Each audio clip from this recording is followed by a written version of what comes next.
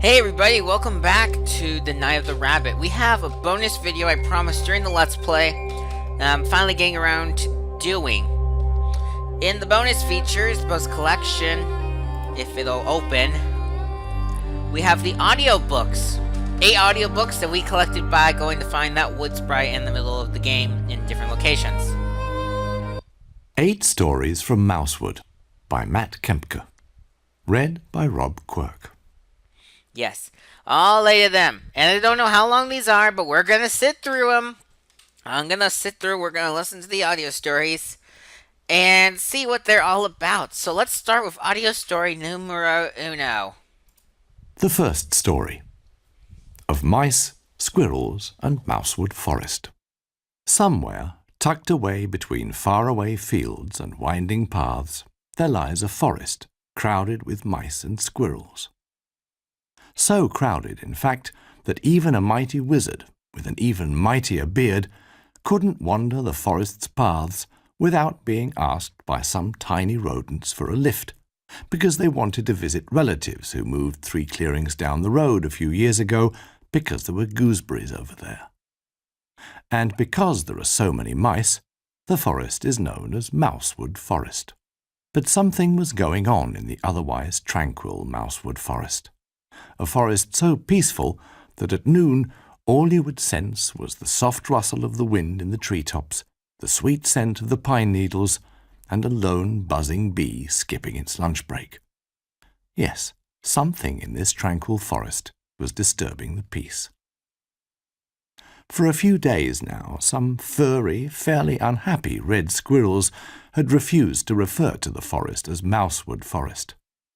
The squirrels, as they saw it, were narrowly outnumbered by the grey mice. Why, they wondered, should Mousewood Forest only be known as Mousewood Forest?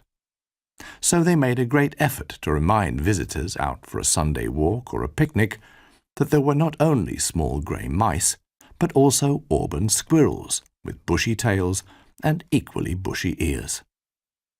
For example, under each sign that read Mousewood Forest, they attached a second, reading, and Squirrelwood.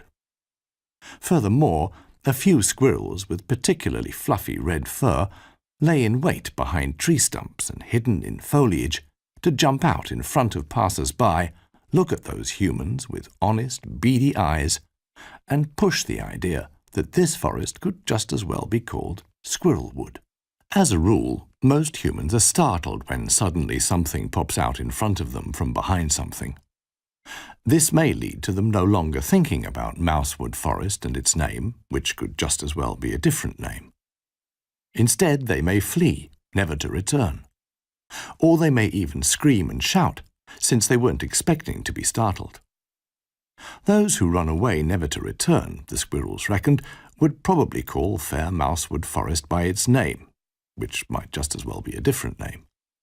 A startled, fleeing rambler might even call Mousewood Forest Don't Go There. And that, the squirrels concluded, would be even less desirable than Mousewood Forest. If people started screaming when startled by a small auburn animal, the serenity of the forest would be lost for good. And neither the squirrels nor the countless other forest dwellers, not even the inhabitants of Mousewood, Mousewood Forest's capital, would want that. For serenity in a forest is no ordinary silence, like in a boring, noiseless room, but a cacophony of many tiny, likeable sounds. The wind wafting through the leaves, twigs clicking in the canopy, rustling down in the undergrowth, and the gentle creaking of towering trunks. So, if the squirrels wanted to purposely pop out from behind something, they had to be careful about doing it, without scaring anybody off or disturbing the forest's serenity. Those who know squirrels are probably wondering how anyone could possibly be afraid of the little fellows at all. Well, if a small animal with a bushy red tail suddenly crossed your path, you might be briefly startled, but in an instant you'd spot that the little animal was just as much taken by surprise as yourself. What would follow is a cautious glance and then a quick dash to safety. Then again, if a small animal with a bushy red tail and beady eyes leapt out in front of you when you're roaming the woods, and you happened to notice, after a fleeting moment of fright, that this squirrel was actually up to something, that it was standing in the way of somebody so much taller than itself on purpose, then such a small animal must surely be capable of anything. It had probably run up to you really fast, climb up your legs and back until it reached the top of your head, and then start furiously tousling your hair with its tiny paws. In anticipation of this, anybody would run or scream, assuming they don't actually like getting their hair tousled by squirrels who are up to something. Since squirrels are generally not very fond of having their own fur tousled, they try and hide the fact that they leap out on purpose. It has to look like a coincidence. Even those blessed with beady eyes have to play act a bit if they want to appear surprised and shy when they in fact aren't. Just this morning, around 9 o'clock, 3 squirrels decided to practice popping out from behind something, since, as you now know, it's easier said than done. Wait for it. Wait for it. Leap. Stop. Have a look round. Spot the rambler. Freeze. Stare at the rambler and straighten those tufted ears. Add a few skillful hops behind the next bush, spiral up that tree like an expert, and then watch the rambler's reaction from a safe distance. As if you really were surprised to see me. Well done, Oswald, said Edgar, one of the 3 squirrels. He had played the role of the rambler, roaming around before then getting a reminder of the striking number of squirrels living in these woods. He had held a large leaf, painted with a surprised human face, in front of him to make this training exercise as real as possible. Oswald, the 2nd squirrel, climbed nimbly down the tree, while Edward, the 3rd squirrel, who had only played the role of spectator during this run, hopped out of the nearby bushes. Yeah, really good, he confirmed. Flawless, even. Looked really realistic to me. Thanks, Oswald said. It was time to switch roles. Since Oswald already knew the ropes of popping out from behind something, it was his turn to watch from the bushes. He was in an excellent position to tell Edgar, who had just played the rambler, if he was also good at popping out from behind something, or if there was anything he could improve on. Edward just had to stroll along the path and carry the leaf with a face on it in front of him. When Edgar popped out by chance and confronted Edward, the latter froze as if petrified. The leaf in his paws began to shake, as did his legs and, eventually, his squirrely tail. He seemed truly shaken. Shaken like a rambler afraid of a squirrel tousling his hair. Faced with this, Edgar completely forgot that he had to act like a shy squirrel and was supposed to scurry up the next tree. Instead, he just stared, stock still, at the face painted on the shaking leaf. Edward took his role of a startled visitor very seriously. As soon as he noticed that the animal with the red bushy tail and beady eyes that had suddenly popped out in front of him wasn't in the least bit shy or frightened, he shook even more. "Ah!" he yelled, certain that this was how somebody afraid their hair was about to be tousled would yell. He turned and ran away as fast as he could. And because he was determined to be as convincing as possible, he disappeared for a few days. After waiting for a couple of hours, Edgar and Oswald were no longer in the mood to continue their training. They sat down by a small stream running through the forest and thought. They thought about training, and about the fact that thinking about training was already a good training exercise in itself, sometimes. And then they thought about acorns and nuts. After a while, a group of mice came along the bank of the stream. "Hello there. A very good day to you." "How are you?" Edgar responded. "Good day to you too," said Oswald. One of the mice stepped forward and took a small leaf with writing on it from his rucksack. After clearing his throat, the mouse began to read aloud. "Dear Squirrels, we, the mice, know you don't really like the name Mousewood Forest. Since your kind is so numerous in this forest, it might just as well be named after you.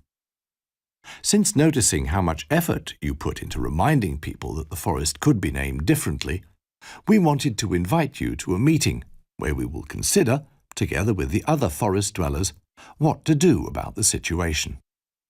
The mouse rolled up the leaf and put it back in his rucksack. Oswald and Edgar thought briefly about what the mouse had just read to them. They concluded that if they didn't have to remind people that Squirrelwood would also be a fitting name for their forest, there would be plenty of time for all sorts of other things. And Edward would surely say there was no fun in hiding for ages just to play a scared rambler convincingly in order to practice popping out from behind something, if, that is, he weren't hiding right now. So they accepted the mice's invitation and followed them along the stream until they reached a clearing where many other forest dwellers were already gathered.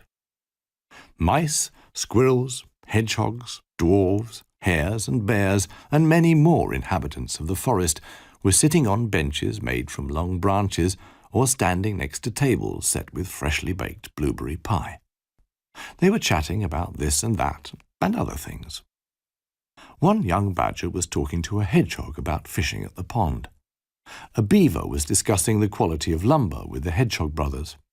Two little mice were playing tag with the rabbit kids, while their mothers tried to persuade a grumpy wood dwarf to reveal the recipe for a drink made with dwarf root.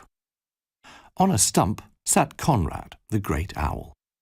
He was a member of the town council, and his great owl eyes looked benevolently upon the crowd of animals, dwarves, and whoever else had gathered there. "Hoot!" he called out with a deep and calm voice, instantly gaining the audience's attention.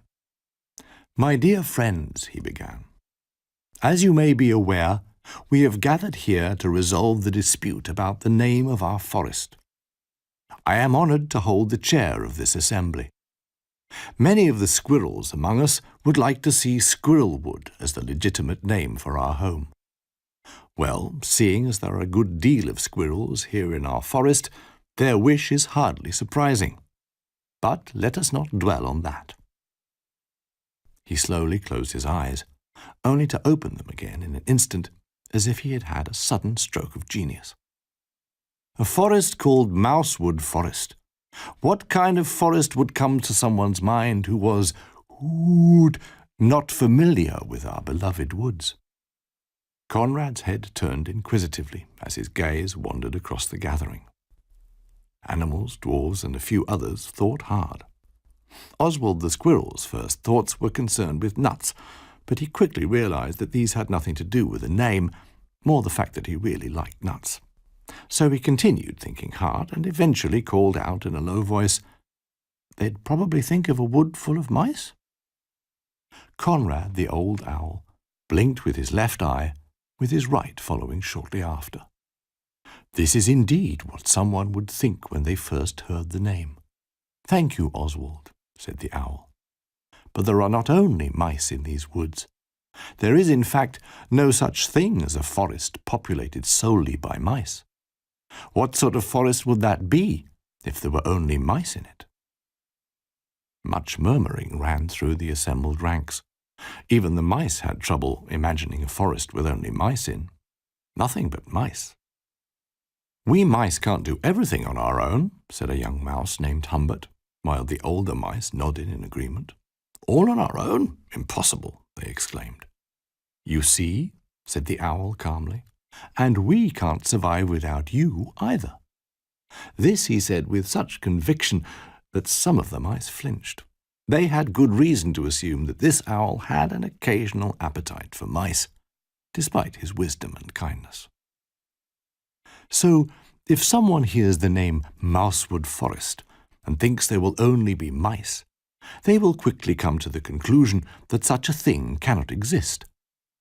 Conrad balanced carefully on the stump as he spoke. "They will be aware that there must be squirrels and badgers and ants and crows and all kinds of other animals. We all need each other to survive." "But why is Mousewood Forest called Mousewood Forest anyway?" some squirrels wanted to know, still feeling disadvantaged. A wood sprite nervously clicked some twigs. "Because, at the time this forest was named, there were a lot of mice here, as there still are today. But even if one day there are fewer mice, This forest will still be called Mousewood Forest. You can't just rename a forest, can you? Just imagine if someone wanted to visit and couldn't find us because the forest had been renamed. Woot! And the squirrels had to agree. They had grandparents who rarely visited since they lived so far away.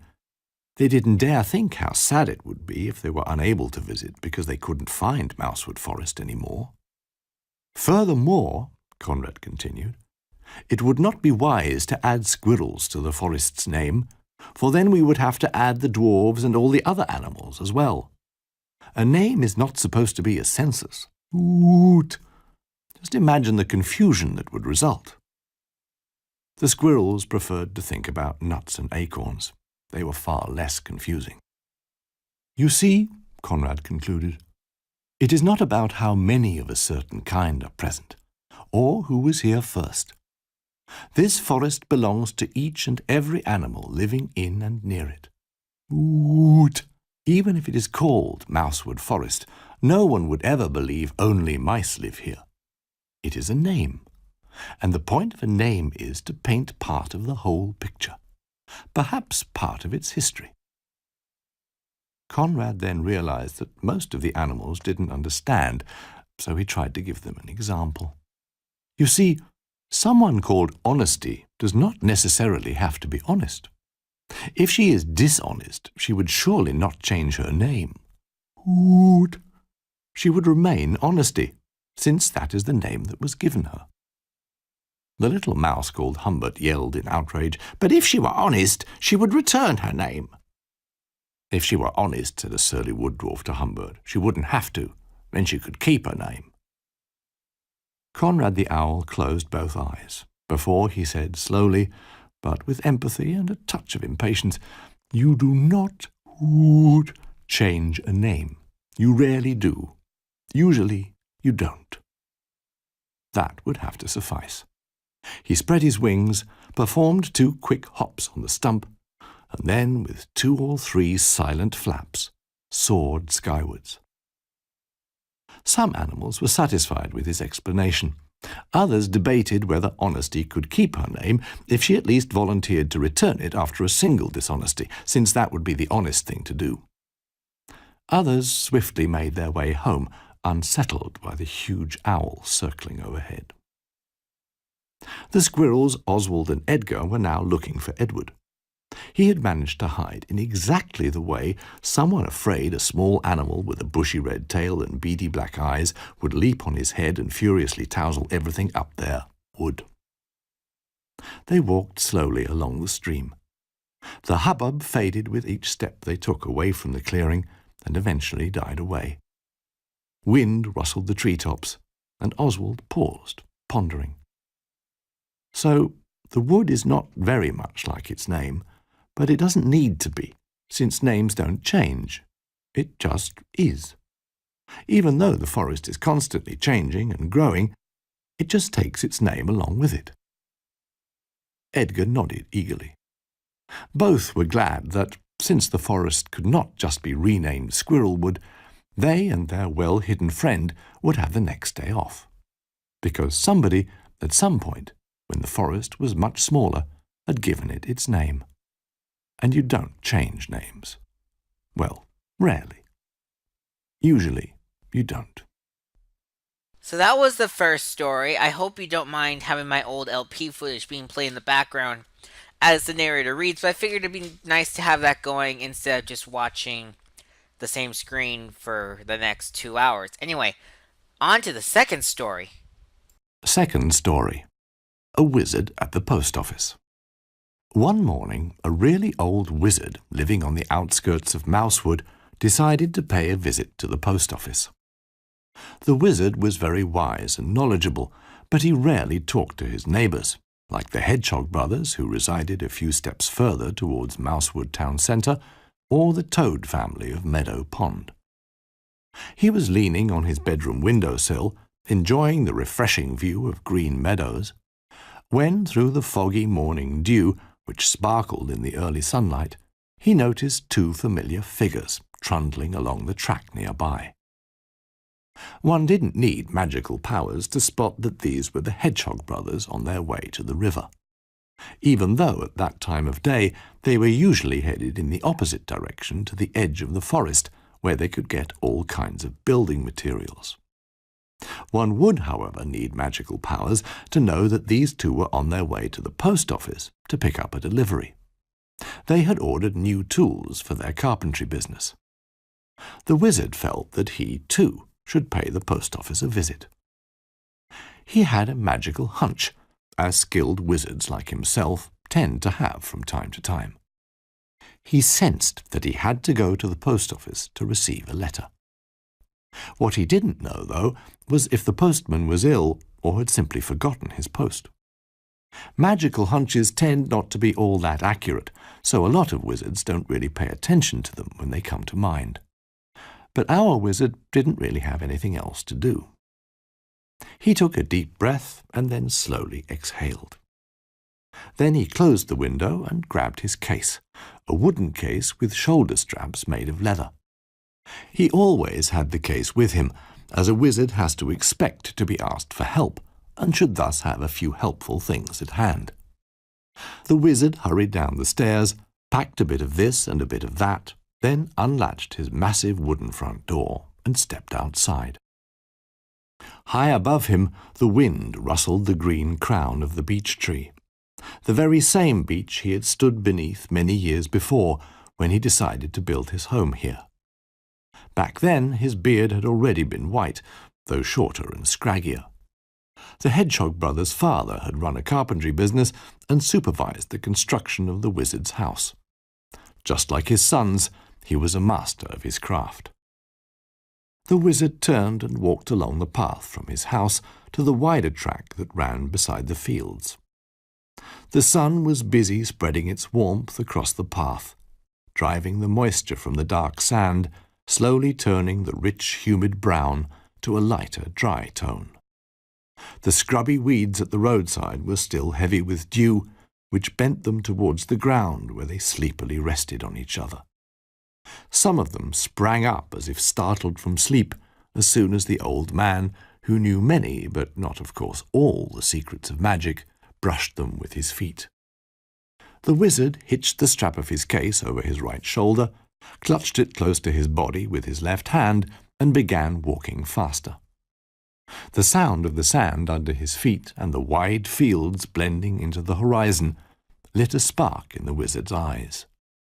The choice of paths and destinations a rambler had here, and the unconditional beauty of the landscape, reminded him of the freedom he had to roam wherever he wished, while still having the possibility to return home.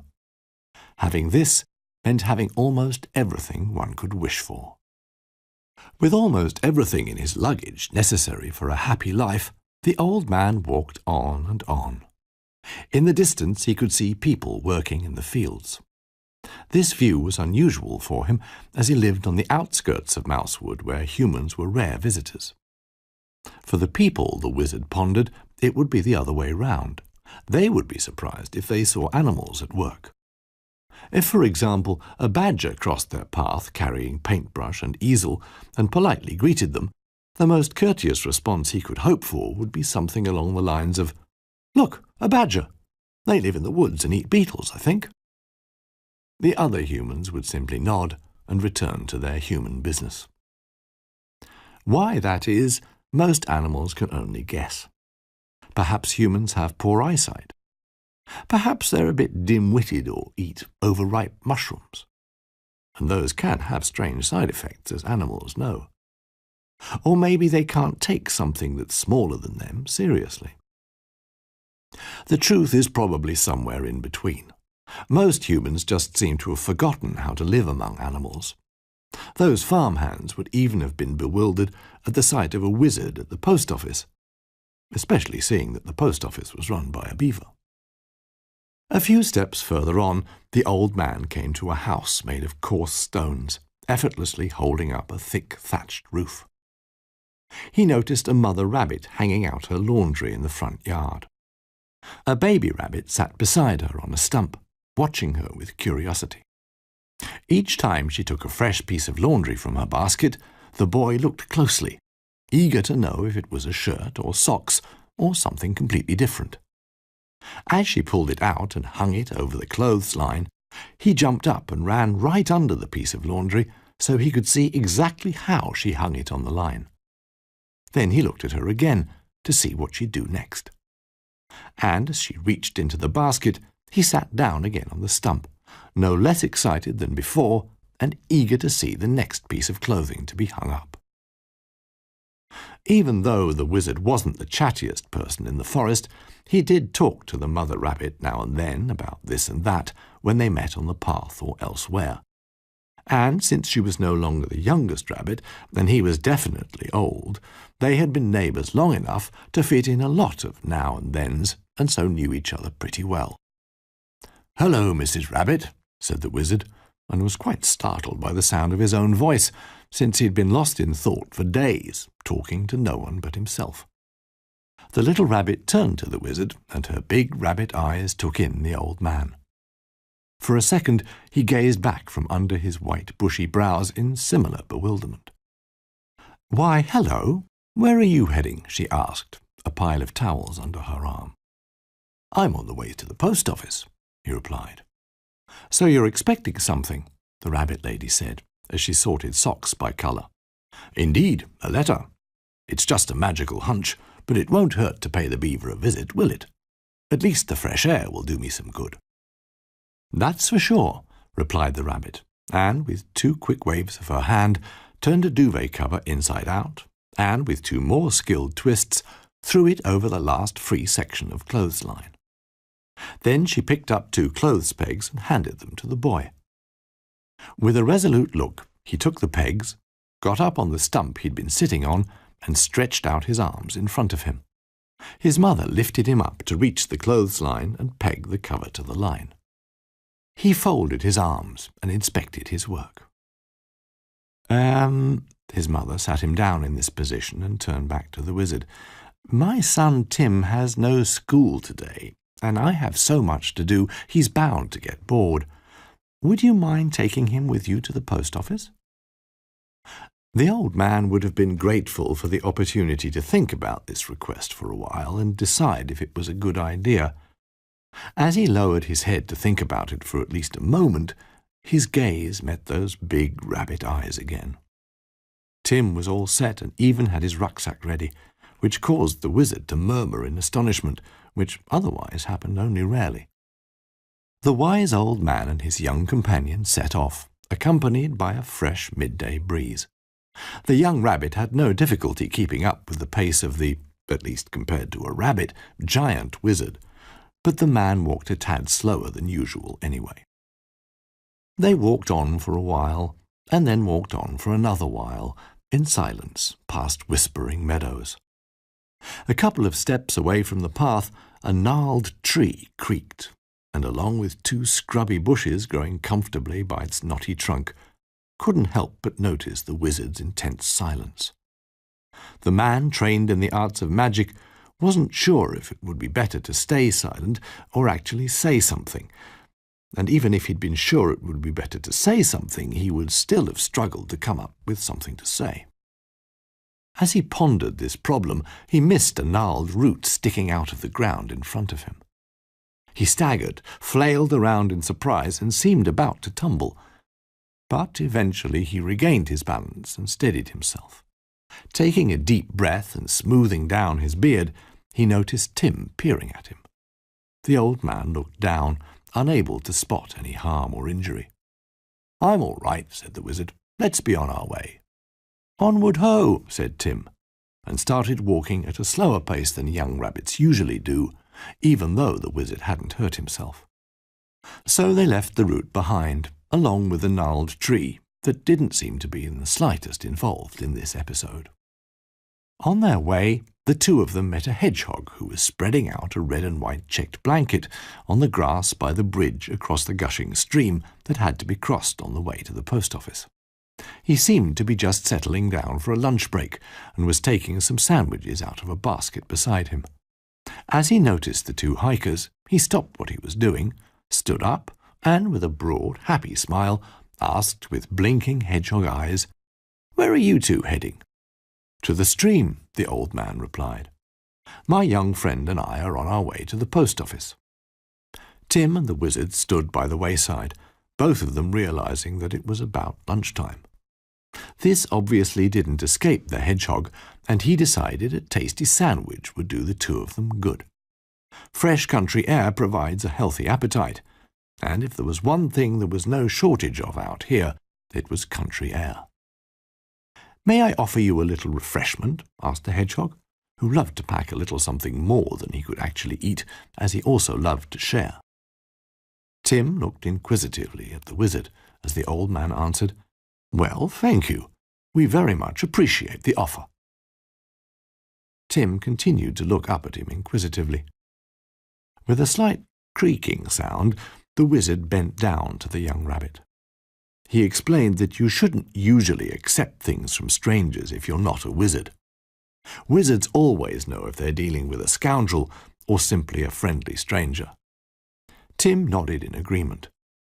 The hedgehog pretended to overhear the fact he was being merely deemed a stranger who happened to be friendly.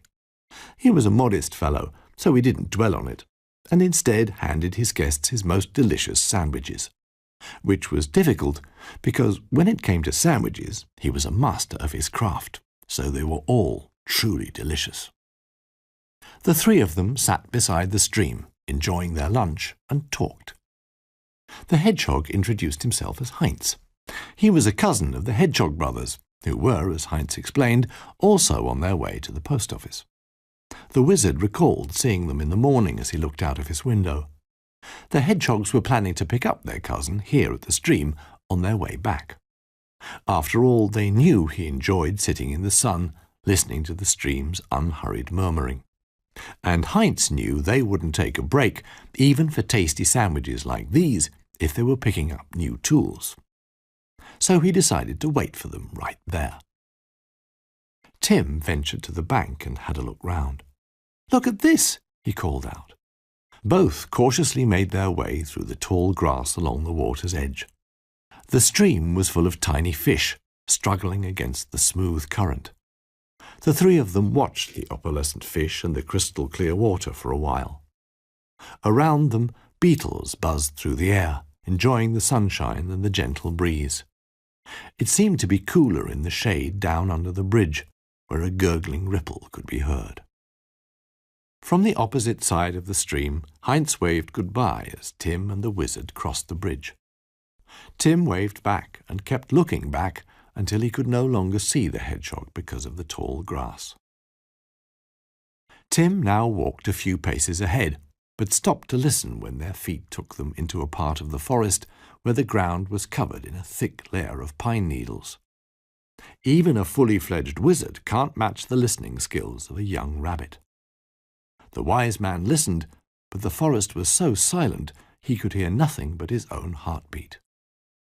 The rabbit's ears, however, were so keen that he could clearly hear two voices singing merrily further along the path. Shortly afterwards, the wizard also became aware of two hedgehogs approaching. It was the Hedgehog brothers, on their way back after successfully picking up their new tools from the post office. "A brand new hammer is a wonderful thing. Our old one has long lost its swing. A new saw helps us build your home. The old one, well, just made us groan. New tools were sent us through the post, for carpentry's what we like most." The Hedgehog brothers continued the song by rhythmically imitating various tools. But when they noticed two people in the forest crossing their path, they stopped. They probably preferred to sing without an audience. After recognizing two familiar faces, they raised their hats as they approached. "Good day to you, Master Wizard," they greeted in unison. The wizard gave them a friendly wave, and Tim nodded politely. "Looks like you've got everything you ordered," said the wizard. "Absolutely right," one hedgehog brother replied happily. He could easily be told apart from his brother, as he was wearing blue dungarees. "But we've got to be on our way now. Our cousin's waiting for us in the meadows near the stream. I hope the wait isn't too boring for him. He's got no tools, you know," said his brother in the red dungarees. "Not to worry," the wizard replied. "Not to worry," Tim added. And so the Hedgehog brothers walked on towards Mousewood, while the young rabbit and his aged companion followed the stream to the post office, which stood on the bank among some old willow trees. "Here we are, the post office," said the wizard in a portentous voice. Tim was very impressed. On the side of the building facing the river, a water wheel rustled and clattered. A rustic pier led to a boat, waiting to stem itself against the stream or gently glide through the water to other forests, towns, and post offices, maybe even as far as the sea. As they entered, they were greeted by the postmaster, a stout beaver who was sorting letters at his desk. Beside him stood piles of carefully wrapped parcels. "Hello there, Mr. Beaver. Do you have any post for me?" the wizard asked politely. "No, I'm sorry. I'd know if I did," the beaver said, adding, "Besides, you should know we deliver directly to you." "Well, that is if something's been left here, but—" and he gestured towards some pigeonholes reserved for the wizard's district of Mousewood. "Nothing has." "That's okay," the wise old man replied, pondering. "That's the thing with magical hunches. Sometimes they work, sometimes they don't." Nevertheless, he still had the uncanny feeling there was post waiting for him. He didn't think it wise to mention this at the post office, though. If the beaver told him there was no post, there was no post. As the wizard continued to ponder, accompanied by the water wheel's helpful rattling, the stout postmaster told Tim of the time when Mousewood almost underwent a name change, a matter that had caused him many a sleepless night. You can't just change a forest's name. It's especially harrowing for a postman. Tim agreed. As noon turned to afternoon, and the sun's rays took on a warm golden yellow, the little rabbit and the wizard, still pondering, made their way home. As they walked beneath regal pines, the old man looked up and let his gaze rest upon an exhilarating symphony of light and shadow. High above them, spiders' webs shimmered between the branches. Old, abandoned, and riddled with holes, their creators had long since left on 8 busy legs. "Just look at that," the wizard said, and pointed upwards. Tim was delighted by the spectacle high overhead, and found out after a while that, if he spun around on the spot while looking up at the webs, the sunlight caught in them refracted into opalescent colours. With a harumph, the wizard looked down at him. "I don't suppose your mother would be too happy if I told her you were spinning around like that." Tim looked at the wizard, who blocked out the sun and treetops like an old cloud. Then the wizard shook with laughter and started spinning himself. Then Tim began to laugh. A family of mice, who had just curled up with their evening tea, listened to the disturbance in their otherwise quiet neighbourhood. But while their kids acted as if they'd be held responsible for all the noise, eventually the mouse father couldn't hold back any longer and joined in. Along with his wife and the mice's grandmother, they rocked with laughter. Tim and the wizard arrived back at the bridge, passing the meadow where they had met Heinz. Both walked a little slower as they remembered the kind hedgehog, as well as the shiny fish they had watched in the stream. Further along the path, Tim noticed a familiar root. He politely asked the wizard to stand back. Then he hopped from where he stood, as rabbits tend to do, right over the root without difficulty. He glanced back and assured his companion that this method of passing the root was completely safe. The wizard gave a stern look at the snare that had caused him to stumble that afternoon. Then he performed a lively and, for such an old wizard, impressive hop right over it. As he landed, the wizard glanced down at the root. It stuck out of the ground as innocently as a root can. The gnarled tree nearby would probably have enjoyed the spectacle, but right now it seemed to be taking a nap. The wizard snapped his fingers, and the air filled with glistening, crackling sparks. With a rustle, the root disappeared into the earth of the forest. After this magical sleight of hand, the old man rejoined his companion, and together they continued on their way, just like two ramblers who know at least two safe methods to get past roots crossing your path. After a while they reached the house where the wizard had met the little rabbit and his mother that morning. The laundry waved in the gentle evening breeze. "I'm home," Tim shouted, and a few moments later the door opened and 5 curious rabbit heads poked out. Mrs. Rabbit made her way through Tim's siblings, drying her hands on a tea towel. She laughingly embraced the little rabbit as he leapt up at her. On the doorstep, the family bade the wizard farewell, and none of the little rabbits let him leave without a hearty "Goodbye." The wizard bowed and wished them a good evening.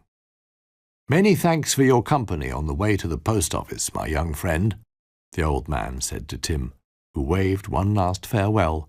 Then Mrs. Rabbit and her children went into the house. Leaving the rabbit family behind him, the wizard made his way home. Around him, in the tall grass, the songs of crickets and locusts could be heard, bidding their own farewell to the fading sun, which was approaching the horizon at a leisurely pace. In the distance, dusk had already fallen, but everywhere the wizard looked, humans, animals, and whatever else lived under this evening sky seemed utterly content. And as he turned off the forest road onto the path leading to his house, his high beech tree, which had kept a silent vigil over his home, greeted him. His eyes wandered upwards to the treetop.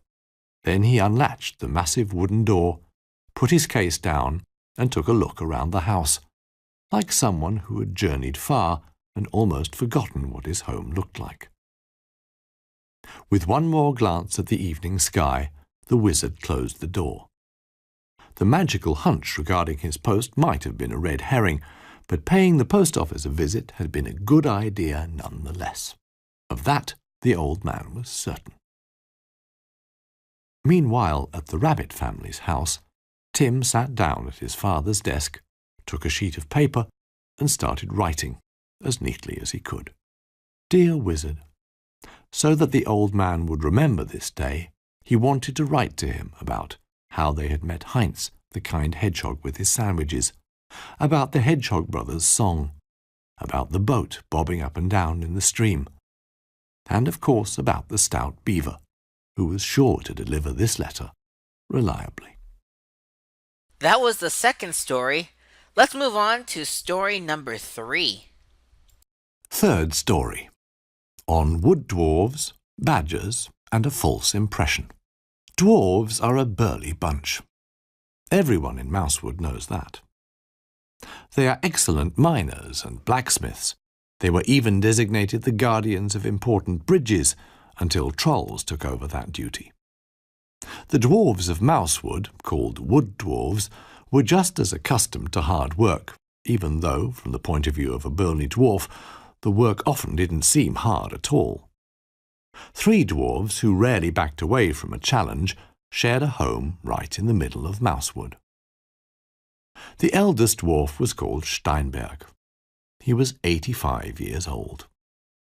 Even by dwarf standards, he couldn't be considered green anymore, even though his father and grandfather always teased young Steinberg at family celebrations. His fellow lodgers were called Logger and Soft Steel. Logger was 73 and had a magnificent forked red beard. Soft Steel was the youngest and had just had his 71st birthday, without making much song and dance about it. Dwarves like to party loud and long, and as often as possible, just not on birthdays. Maybe because they have so many of them. The dwarves' home lay deep within the forest, half above and half below ground. There were cellars and mine shafts reaching deep under the forest floor. The dwarves drove these tunnels and shafts deeper and deeper between the roots and the earth, hoping for new pockets of precious metal or other treasures in the soil. Around their home, the 3 dwarves cultivated beds of dwarf root. Dwarf root is not a particularly small root. It's called dwarf root because only wood dwarves cultivate it, because they know how to extract the precious blue juice. Blue juice is popular among the forest dwellers for its peculiar taste and slightly unpredictable effects. In any case, no one in Mousewood would ever think of small when thinking of a dwarf. In fact, dwarves are a good deal larger than mice, squirrels, or foxes. A fox could only match a dwarf in size if it tried to walk on two legs, like mice and squirrels sometimes do. OK, granted, from time to time, even foxes try to walk on two legs. But if you ever see a fox trying to do so, you'll immediately know why these sly fellows chose a quadrupedal life. It's like watching humans try to crawl on all fours just for the sake of it. A ridiculous sight. In addition to their burly physique and knowledge of blue juice, there's another significant characteristic innate to all dwarves: grumpiness. No one knows why or since when. Even the dwarves themselves cannot recall, so each and every day they look for reasons to be grumpy. Actually, they'd be happy if they didn't find anything to be grumpy about, but there's always something to make them irritable. One morning, Steinberg was sitting at the kitchen table in their tidy house, waiting for his fellow lodgers. They had gone down to the cellar half an hour previously to get some honey for breakfast. The cellar is where the dwarves stored their food, since the cool, damp caves kept it fresh. Steinberg had everything already prepared. He poured out some fresh, cold milk, cut the bread into thick slices, and had a chunk of fresh butter. All that was missing was sweet, golden honey. Suddenly, Steinberg heard a loud grumbling coming from the cellar door, a grumbling he knew all too well. The dwarf already had a bad feeling about what was in store. Finally, his housemates climbed the creaking cellar stairs up to the living room and looked gloomily at Steinberg. "We're out of honey," Softsteel said, grimly putting out the lantern he had used to illuminate the cellar's depths. You could see in his expression that for him, a breakfast without honey was no breakfast at all. "And we won't find any up here either," growled Logger, running his tongue around his mouth, silently smacking his lips, as if this could conjure up the sweet taste he now had to do without. "Pah!" exclaimed Steinberg, something the dwarves make a habit of. "Pah!" he said again, getting up from his chair. "It's always the same, I tell you. The day's ruined." He stood with hands on hips, resting them on his broad leather belt, as if he were bracing himself for another ruined day. Slowly he calmed down and grumbled, "All right, no honey then." And eventually the dwarves sat down and had breakfast, if you could call it breakfast.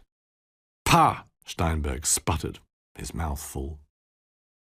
Later on, the dwarves got ready for work on the root beds. They strapped their bags for gathering ripe roots over their shoulders and picked up their hoes and shovels and everything else they needed. Without another word, the wood dwarves left the house. A cuckoo's call echoed through the trees as Steinberg, Softsteel, and Logger inspected their root beds. It looked like being a very promising harvest. Many thick dwarf roots were ripening, waiting to be turned into delicious blue juice. Softsteel began to carefully till the earth around the precious plants with his hoe. Meanwhile, Logger checked the huge harvesting baskets for holes and other damage they might have suffered during the last shift. They seemed, however, to be in immaculate condition, despite the fact that they had been outside for weeks. Before they started harvesting, though, Steinberg would always smoke a pipe, which he kept along with his tobacco in a pouch on his belt. He began packing the tobacco. But, just as he was about to light the pipe with a burning splint he had already lit with a lighter a relative had once crafted for him, he was startled by a yell. So startled, in fact, that his pipe fell out of his open mouth to the ground. "Hello! We need help!" a badger yelled as he ran towards the dwarf. Logger and Softsteel joined Steinberg, waiting to hear what the badger had to say. "Excuse me," the badger said, gasping for air and stumbling the last bit of the way towards the dwarves. "We've just moved into the neighbourhood. he said, gesturing nervously in a vague direction. "It's our cart. We're transporting my in-laws' furniture. If it falls over, my wife is going to—" The badger seemed to have difficulty imagining what his wife would do to him if the cart fell over. "Please come with me," he begged the dwarves. "Of course. We'll just drop everything and come and help," said Steinberg, and, with a weary sigh, tapped the remaining tobacco out of his pipe. The harvest would have to wait. The Wood Dwarves followed the badger to the place where he had got into difficulties. The big wooden cart was packed with old cupboards and other furniture. It was propelled by a bike-like frame fixed to the front. At least, at the moment it was fixed to the front, so long as it didn't get stuck in the mud and wasn't about to topple over, as was the case now. The badger's wife was waiting by the cart, trying to stay calm. She was not, however, having much success. As she saw her husband and the dwarves approaching, she ran up to them. "Are you here to help? The cart, do you see? Do you see?" she asked anxiously. Steinberg, Logger and Softsteel could see the cart clearly, as it was directly in front of them. Softsteel groaned quietly. "That's my parents' furniture. It mustn't be damaged at any cost," she continued agitatedly. "It has so many memories. Do you see?" The three Wood Dwarves had no problem seeing. Softsteel groaned again, a little less softly. "All right, boys, let's get down to it," said Steinberg, and the dwarves began to make a plan. Logger took a look at the cart, inspecting first the sides, then the front. Softsteel examined the mud, which had swallowed two of the wheels, while Steinberg checked the consistency of the path in front of and behind them. Eventually the dwarves started to search for thick branches to lever the cart from the mud's grip. While the dwarves were busy working and planning, they noticed the badger's wife talking secretively to her husband and looking up from time to time, as if she was afraid they might grow suspicious.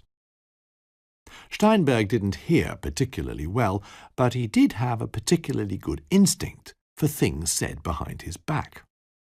For him, it was obvious the badgers were talking maliciously about him and his fellow lodgers, and that made him extra grumpy.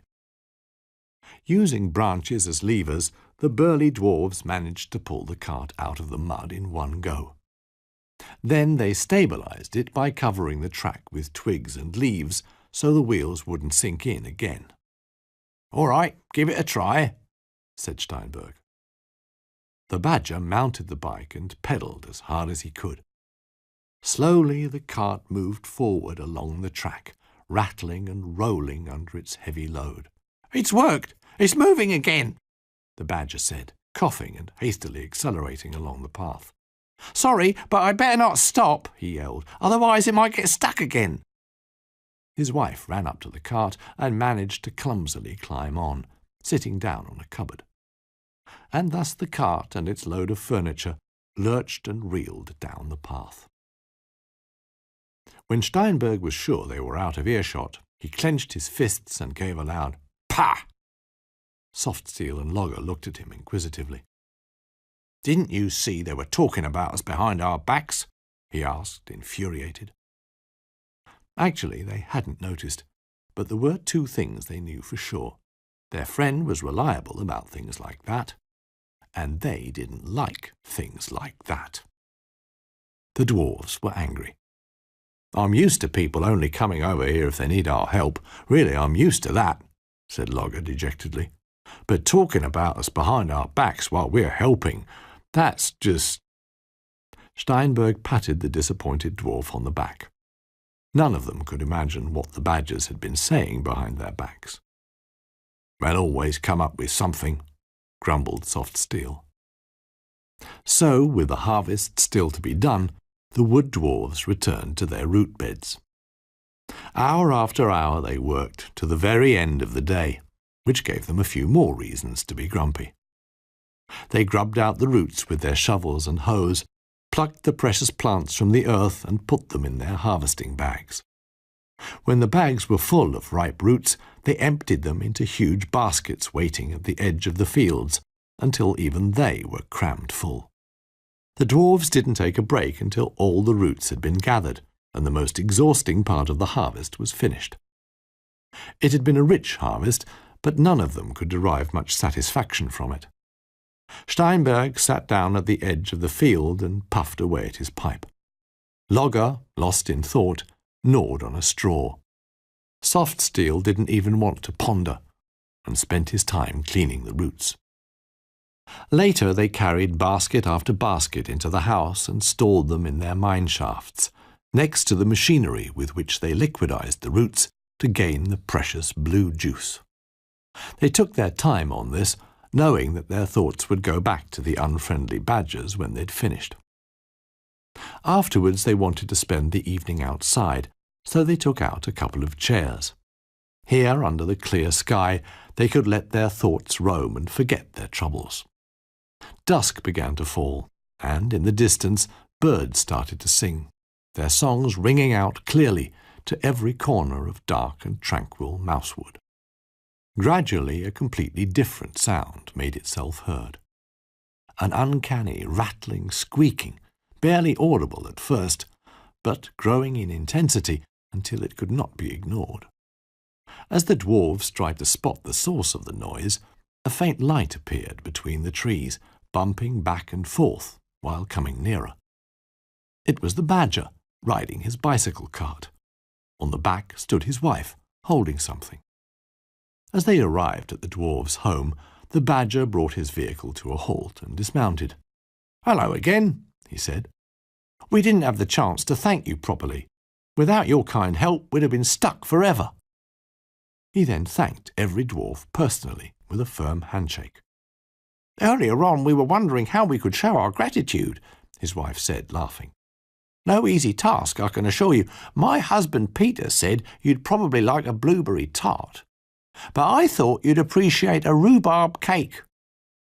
As she spoke, she uncovered a rhubarb cake and gave it to a very surprised Steinberg.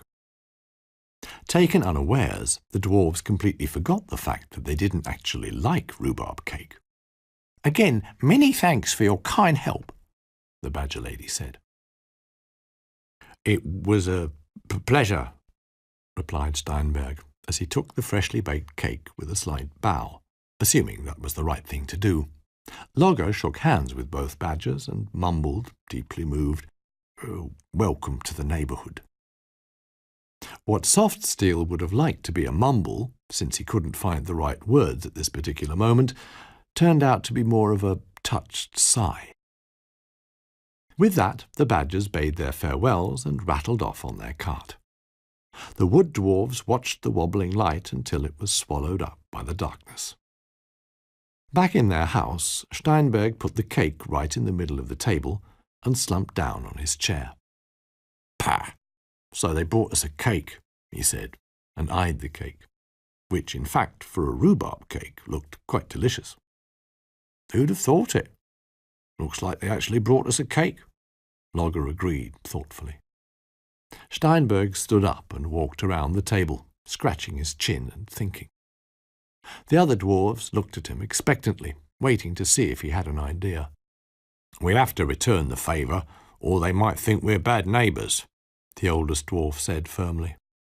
And as he said it, he gestured towards the cellar door, where the freshly harvested dwarf roots were stored. Later on, the dwarves celebrated and ate the rhubarb cake with great pleasure. It had a very special taste, one you could really get used to. Then they raised their root beer-filled mugs to the new neighbours. Far into the night, the dwarfs' home was filled with bright light, and thick blue steam spiralled into the night sky.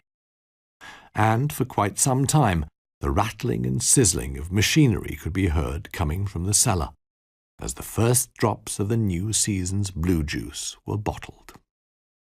And now it is time for the fourth story. Fourth story: Mr. Brown and the Curious Case of the Reliable Hedgehog Brothers. It was a dull, windy day when Mr. Brown the mouse arrived.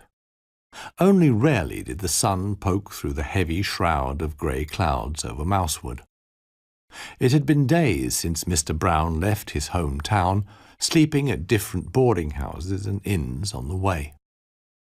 The further away he got from familiar territory, the more he felt it all becoming a fully fledged adventure. It was this desire for adventure that had, over the years, driven him to go on long journeys. This time it had been an invitation from his good friend Rushlight that encouraged him to take to the road again.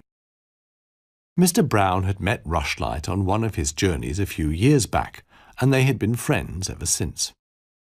In his letter, Mr. Brown's acquaintance invited him to visit Mousewood.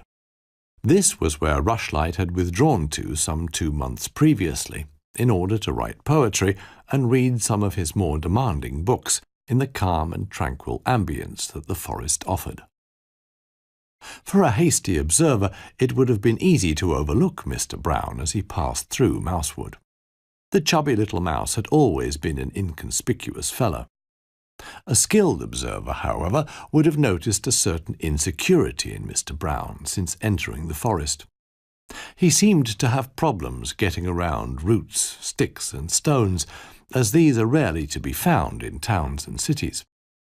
So Mr. Brown was preoccupied, holding his fedora firmly on his head to stop it falling off, while in his other hand he carried a big case. Despite this challenge, the mouse was actively enjoying roaming around this new territory. Between Mr. Brown's pink ears dwelt a lucid mind, which often proved helpful to his fellow mice, especially when complex tasks or tricky puzzles were involved. Following the directions Rushlight had given him, after turning left at the big birch and then going straight on, Mr. Brown reached his acquaintance's house. From a distance he could already see him in the front garden, sitting in a deck chair reading a book. Rushlight was a mouse of stalwart physique, who wasn't only tall, but also made a tall impression on everyone who didn't match his height. Mr. Brown hardly ever made a tall impression on anyone, at least not through his physique, since, even for a mouse, he seemed a little on the short side. Mr. Brown crept up and startled his friend by patting him on the shoulder. Rushlight sprang up from his chair and, recognizing his guest, exclaimed loudly, "My dear friend," and gave him a literally breathtaking hug. "You've made yourself at home, I see," said Mr. Brown, readjusting his hat. "Indeed, this really is the place to be," Rushlight said, spreading out his arms and taking a deep breath. "A couple of weeks in Mousewood will drive the city's grime and noise out of your head, I promise you. Seems like it's done you lots of good already. You almost squashed me," Mr. Brown remarked with a smile. "Well, it's a great pleasure to see you again," said Rushlight. "Can I offer you a drink?" "What kind of a guest would I be," his inconspicuous friend replied, "if I rejected such an offer?" "Still very much yourself, I see," said Rushlight with a laugh, and offered his friend a seat. Then he disappeared into the house. Mr. Brown sat down and carefully placed his case next to his chair on the forest floor. He relished the moment and looked up, finding the magnificent treetops much more beautiful than the buildings he was used to that filled the city's skies. Moments later, Rushlight returned with glasses and a jug. "It's an uncanny coincidence," said Rushlight, and poured Mr. Brown some lemonade. "But only yesterday I heard about a case that might interest you." Mr. Brown took a sip of his drink and listened to what his host had to tell him. "Over the last couple of weeks I've been taking long walks through the neighborhood. Roaming the forest after months of dull city life changes you completely. Your spirits," said Rushlight, beating his chest, "return, and you're full of zest. So it was that yesterday I came across a house where a group of animals had gathered. Said house was a beautiful wooden construction, artfully crafted onto a tree trunk. As I found out later, the inhabitants had built it themselves. 2 hedgehogs, with the reputation of being excellent craftsmen. When you see the house, you'll agree that they deserve all the praise they get. Anyway, to find out what the animals were discussing so passionately, I addressed a beaver standing nearby. He explained that the previous night the Hedgehog brothers, who owned the house and the workshop behind it, had been the victims of burglars. It seems that both their tools and the materials they'd been working with were stolen when they left them in the back garden.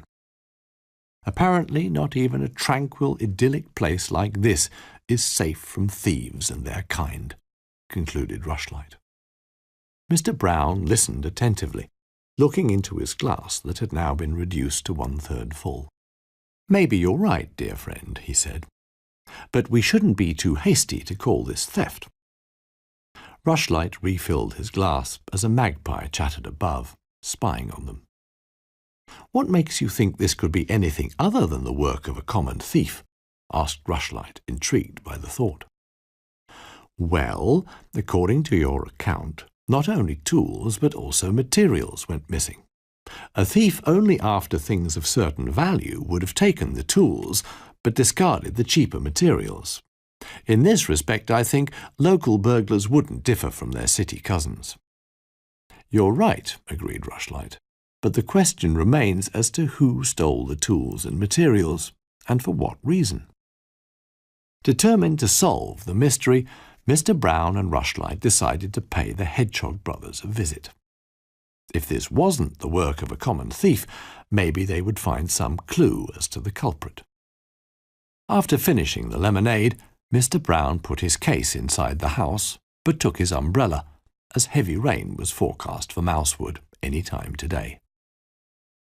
The two friends were in luck, and the rain held off. The ground, however, was still soaking wet with the rain of recent days. Whenever they encountered miry passages, Rushlight got through without difficulty, and Mr. Brown appreciated the fact his umbrella could also serve as a walking stick. Accompanied by the scent of earth and moss, the two mice walked along the path. The Hedgehog brothers' house was located a few paces from the edge of the forest, and was indeed a remarkable building. It wasn't enormous, not like a castle, but was of modest proportions, built in several layers and stories around the tree trunk. As the pair was looking at the Hedgehog brothers' house from the path, a lizard with a slouch hat emerged from the house next door and joined them. "You want to visit the Hedgehogs?" the lizard asked. "Yes, indeed," said Mr. Brown. "Is that their house over there?" "It is, and if I'm not mistaken, they've just had visitors. You should probably go over. It certainly looks like rain," the lizard said, pulling his hat a little deeper over his face. "Are you acquainted with the Hedgehog brothers?" asked Rushlight, leaning on the fence. "Yep, for ages, I might add. They're good neighbours, as everyone will tell you. Both of them are happy to do simple jobs for free, and they're reliable. The only thing is, the noise from all the hammering and sawing is unbearable," the lizard said with a rueful smile. "Yesterday was the first day in weeks I was able to take a nap in the afternoon." "I heard the Hedgehog's tools were stolen. That's probably why they couldn't disturb your nap, isn't it?" Rushlight asked. "That's the case. Yesterday morning they were gone," replied the lizard.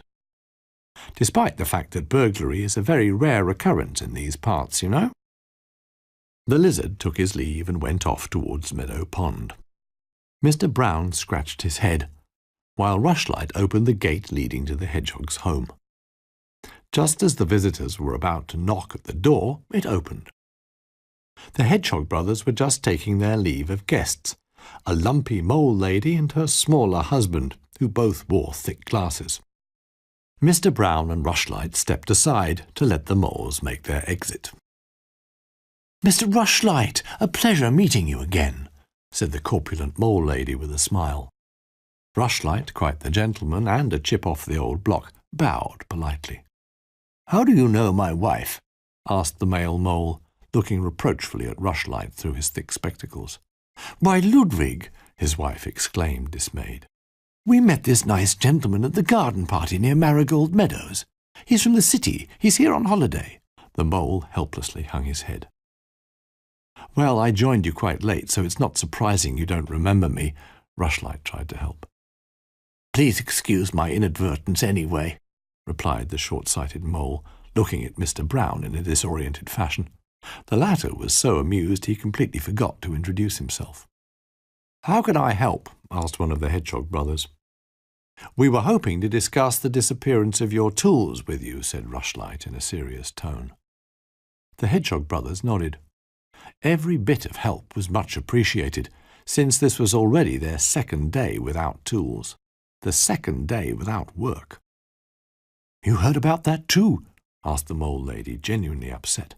"Someone took their tools in the middle of the night. They're the most reliable carpenters you'll find. They never forget anything nor leave work undone. And now their tools are gone. And that's not the worst of it. They were working on a new desk for my husband. Ludwig so enjoys writing letters. We'd almost finished the lady's commission, and suddenly our tools and cuts disappeared," sighed the Hedgehog with the red dungarees. His brother in the blue dungarees blew his nose loudly into a large handkerchief.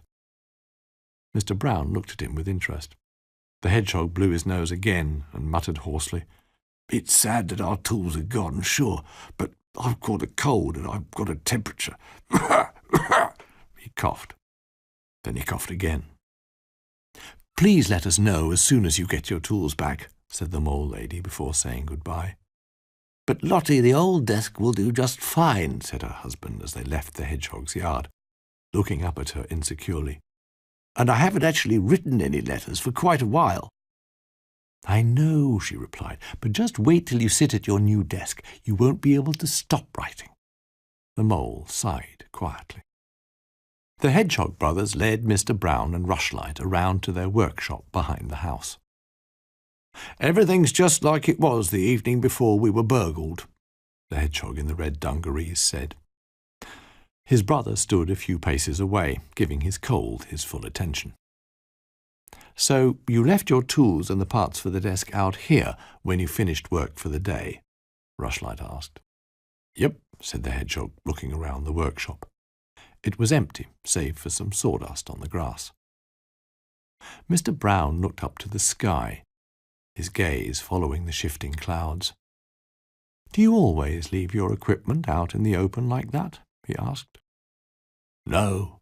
Usually we put our tools, materials and the like in that store over there.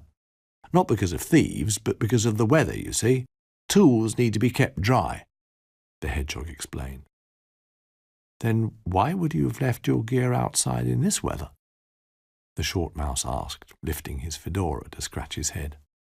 The ill Hedgehog let out a hacking cough. "He forgot." His brother rolled his eyes as if he had already heard the accusation 100 times. "Usually my brother takes care of these things because I'm absent-minded," he admitted. "In contrast to me, he's quite reliable, but as you can see, he's ill. As he's got this nasty fever, he went to bed early that evening, and I didn't think of putting our gear in the store. Strange thing if you think about it. The first time we forget to put our stuff away, someone steals everything." Mr. Brown took a good look around the yard. "Tell me, what do you use these other stores for, next to the one where you store your tools?" he asked. "Jars," the Hedgehog replied. "We restock our supply a few months before winter and then lock the shelters. It's a long time since anybody's been in them. Luckily, the thief didn't break in there." "Indeed. Seems like a remarkable coincidence, some scoundrel picking precisely that evening to go off with your tools," said Rushlight. "Don't forget the materials. What would a thief do with the parts of a half-finished desk?" Mr. Brown pointed out. "Perhaps we're dealing with an inexperienced thief," the Hedgehog suggested. "He just grabbed everything he could in a rush. Things rarely get stolen around here, so a lack of experience could explain that, don't you think?" "But a nervous thief would be in a rush. He'd sooner grab something more valuable than your boards. I'm convinced our thief took the materials on purpose. He must have had some special interest in those desk parts and your work," Mr. Brown concluded. The brothers suggested a cup of tea. The ill Hedgehog led the way to the living room, staggering slightly from time to time. He seemed a bit dizzy. After going to the kitchen, he returned shortly afterwards and slumped into an armchair. Then he closed his weary eyes, swaying back and forth. "You should get some rest," Rushlight said in a worried voice. The hedgehog opened his eyes again, giving him a fatigued blink. "I suppose you're right," he said, and then turned to his brother. "You heard him. Would you care to put the kettle on?" His brother stood up with a smile and went into the kitchen. When Mr. Brown asked about cups, the hedgehog pointed out a cupboard from his armchair. Mr. Brown put 4 cups and saucers on the table. Then he sat back on the couch, which wasn't all that comfortable, since, for obvious reasons, the Hedgehog brothers had no cushions. A few minutes later, the other hedgehog returned from the kitchen. "You'd already put some water on to boil," he said to his brother. "Had I?" he replied. "Well, so much the better." The hedgehog poured the tea for his guests and his sick brother, a tasty wild briar tea. "Our forest's famous for this," he informed the tourists. If he hadn't been saddened by the loss of his tools, he would probably have added a chuckle. But the brothers found this was no time for joviality. They did nevertheless talk to their guests about the forest, the town, and other things. As the ill hedgehog brother reached for his tea and took a careful sip, his brother said, "That's my cup." The sick hedgehog took a closer look. "Right," he said. "Sorry." Mr. Brown smiled.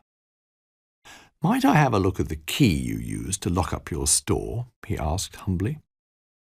Puzzled, the hedgehog brothers looked at each other. What could the mouse possibly want their key for? The ill hedgehog pulled the keychain out of his pocket and handed it over to the still smiling Mr. Brown, who examined it closely. "Am I right in assuming that these keys fit the locks on the other storerooms, where your supplies are stored?" he asked. "Yeah, that's right," the fit hedgehog confirmed.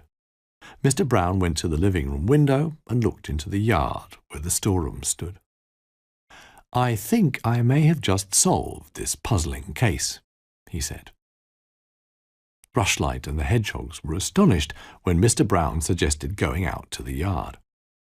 Only the ill hedgehog stayed in the living room and watched them through the open window.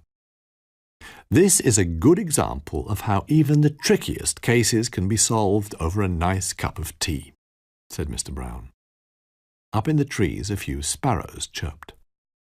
"Then who is the thief?" Rushlight asked impatiently. "There is no thief," Mr. Brown answered, "and there has been no theft." "But our stuff disappeared," the hedgehog said. "That is beyond doubt." "You're right, of course.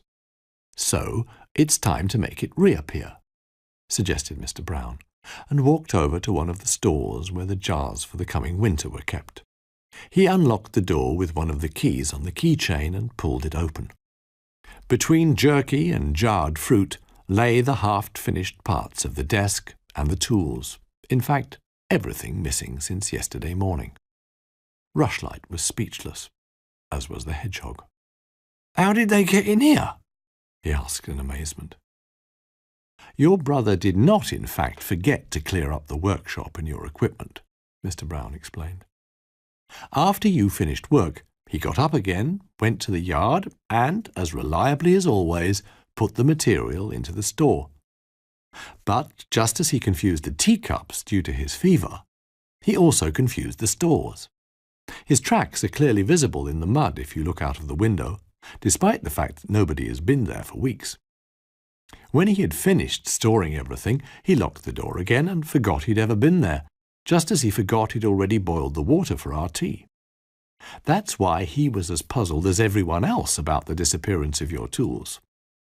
Things like this happen when you're running a fever," Mr. Brown concluded.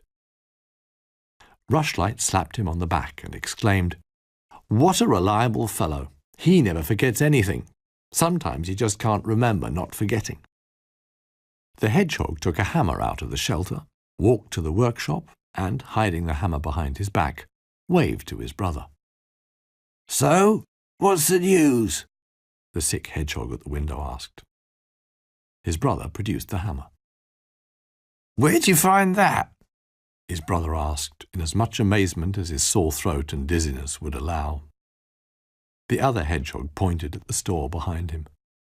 "Right where you put it, brother," he said, laughing. "Me?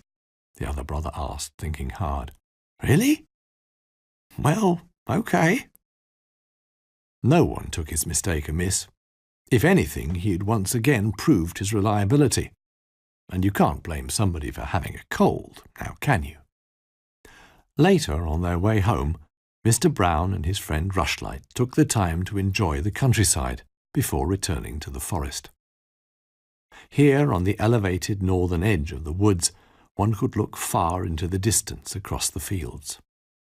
The wind hustled big piles of grey clouds through the sky, which, where the sun managed to pierce the thick shroud, cast huge scudding shadows on the fields beneath. I now present to you the fifth story. Fifth story, Plato's Song. Among the reeds of Meadow Pond sat Plato the frog, enduring the midday heat and the constant buzzing of the gnats. The insects had been in high spirits ever since Plato had told them a few hours earlier that he wouldn't be preying on them, at least until evening, when it got cooler. He was accustomed to feeding on fat flies, but didn't mind giving them a day off as long as they left him alone. In this heat, just the thought of shooting his sticky tongue out of his mouth was exhausting. Plato slipped into the water and relaxed. "Quack," he said contentedly, floating just under the surface of Meadow Pond. Just his head poked out of the water, and he watched opalescent dragonflies wheeling and zooming through the clear sky. With their huge compound eyes, the dragonflies could easily spot Plato, even when he was obscured by the water, so they showed off, flying aerobatics around him. At least that way they wouldn't tempt him to have a nice little snack. It's moments like these, when you should actually be feeling contented, that you realize there is something amiss. While Plato floated like a piece of wood, motionlessly pondering until he bumped into a water lily, his thoughts wandered to music. A long time ago, he had made music with 4 friends, by the pond or in glades, playing sessions which had brought them a certain amount of fame and recognition. Besides Plato the frog, the band consisted of Jonas, an otter from the north and a gifted trumpeter, Nicholas the lizard, an inspiring triangle player, Peter the badger, a master of the harmonica, and last but not least, Anya the mouse, who sang and played the accordion. Their ways had parted long ago after a heated argument, although today nobody could remember what it had been about. At the time, everyone went their separate ways and hadn't played together since. But even today, some forest dwellers remembered the small group of musicians and their sessions. Plato climbed out of the water and sat down cross-legged on top of a lily pad. He wanted to make music again. So why not pay his friends a visit this afternoon to maybe have a jam and relive the good old days? As this thought struck him, Plato sprang up, danced a couple of tap steps, spread out his arms and exclaimed loudly, "Quack!" It already sounded like part of a song. In a high arc, the frog leapt headfirst into the water and swam back to his house on the opposite bank. A small footbridge led to the water where a rowing boat was moored. Frogs, of course, do not generally need boats, but Plato always had one ready for those guests who weren't too keen on swimming and could thus still enjoy the idyll of Meadow Pond with him. Plato opened his front door, walked down the hall, and climbed the ladder leading to his bedroom. His home clearly marked him out as a music enthusiast. His walls were covered in posters of famous musicians who'd been at their peak decades ago and since fallen into obscurity. Great entertainers from a time when the streets of the big city were filled with infectious rhythms and catchy tunes. Crab Calloway, the singing crustacean, a remarkable band leader in a white suit. The Rat Pack, who were in fact 3 very successful mice and who cracked jokes together on stage while performing their most enjoyable songs. There was a picture of Maurice Skunk, a charming French singer. Plato even owned a record player and a collection of LPs with his favourite singers. Despite the fact it was still very warm outside, the frog put on a white shirt, black trousers and braces, as he always did when going out to visit friends or family. Even in weather like this, for Plato it was out of the question not to dress in style. Finally, Plato went to the living room and opened the big doors of a huge cupboard. Carefully he took out a case, put it on the table and unlocked it. The case contained Plato's violin, its polished red wood gleaming in the sunlight. He ran his hand over the precious instrument before closing the case and snapping the locks shut. Then the frog left to visit the friends he had lost sight of so long ago. As Plato didn't like walking along gritty paths with his thin-skinned feet, which were more suited to swimming and the living room, he decided to take his bike. He strapped his violin case onto the rack and started pedalling. First on the list to visit was Peter. As far as Plato knew, the badger now owned a bakery and sold pastries on the western outskirts of the forest. The quality of his bread was beyond question, with many customers happily confirming the fact every Sunday when he baked his famous Sunday rolls. Plato rode along the bank of the pond, then turned onto the track that led around Mousewood. The direct route through the forest was shorter, but by bike he'd be quicker if he rode outside the woods. En route he came across two humans, who watched the frog pass by with astonishment. "Look, a frog," said one to the other. "They live in ponds and pools and eat insects, I think." Soon the frog reached the western edge of Mousewood, where he got off and pushed his bike along the path, since he wasn't familiar with this part of the woods and didn't know exactly where to find his old friend. In front of a row of houses, two grandfatherly squirrels were telling stories of the old days, with a cluster of grand and great-grandchildren playing and laughing around them. When they saw the frog with his bicycle, the children stopped playing to get a closer look at the stranger. The seniors, however, were too busy talking to take any notice. Plato turned to them and cleared his throat. "Grandpa, I think the frog wants something," one of the kids shouted, staring at his grandfather and pointing at the frog. As he couldn't stare at Plato at the same time, the other children took that part. "Yes, what is it?" one of the elderly squirrels asked. "Excuse me," Plato began. "Could you tell me where I can find the local bakery?" "Bakery, the elderly squirrel mused. "Used to be right over there," he said, pointing to the left with his cane. "Then," he continued, "then it moved over there," and he pointed to the right. "Nowadays, though," he concluded, putting his cane back on the ground in front of him, "nowadays they're somewhere else. You'll find bread and pastries over there." Plato turned around. There indeed, with a shop window displaying the finest cakes and rolls, was the bakery. It was full of customers. "Many thanks," Plato said, and pushed his bike over the road. "That frog's got style," said one of the elderly squirrels to the other. Plato's braces obviously recalled his own youth, when the streets of the big city were filled with infectious rhythms and catchy tunes. "He reminds me of someone." The bakery was bustling with activity. The entrance or exit of every customer was faithfully marked by a tiny bell, and made no exception for our frog. Inside, the smell of freshly baked wares filled the air. Cakes and bread, but also rolls and cookies. Behind the counter, a badger attended to customer after customer. Plato wasn't sure how he should ask about Peter, and decided to join the short queue. A few minutes passed, accompanied by the bell's clear ring when the door opened or closed, and the sale of blueberry cake, cheese sandwiches, and coarse wholemeal and poppy seed bread. Eventually it was Plato's turn, and, since he wasn't an ordinary customer, he tried not to confuse the baker too much. I am an old acquaintance of Peter's. I hope this is the right place to look for him, he said. It certainly is, the badger lady replied. I'm his sister. I'm just helping out. He's moving in with his wife, you know. That's why he's not here right now. I see, said Plato thoughtfully. Unfortunately, I can't reach him at the moment either. Would you like to leave a message? The badger lady asked helpfully.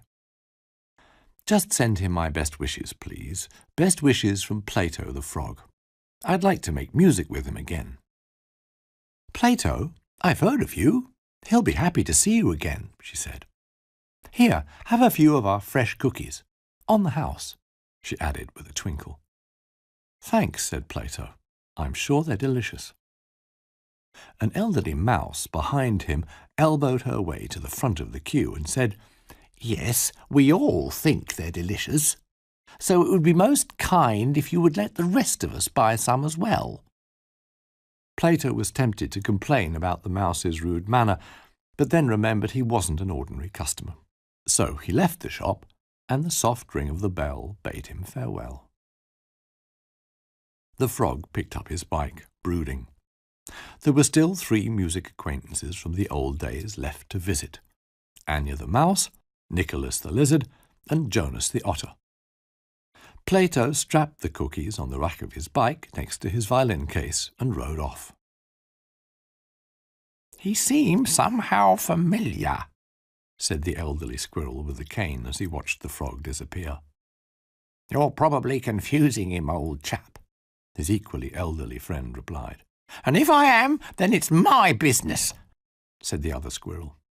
He swung his cane through the air, pointed it towards the bakery, and shuffled, surprisingly quickly, across the road. Entering the shop, the squirrel had a look round.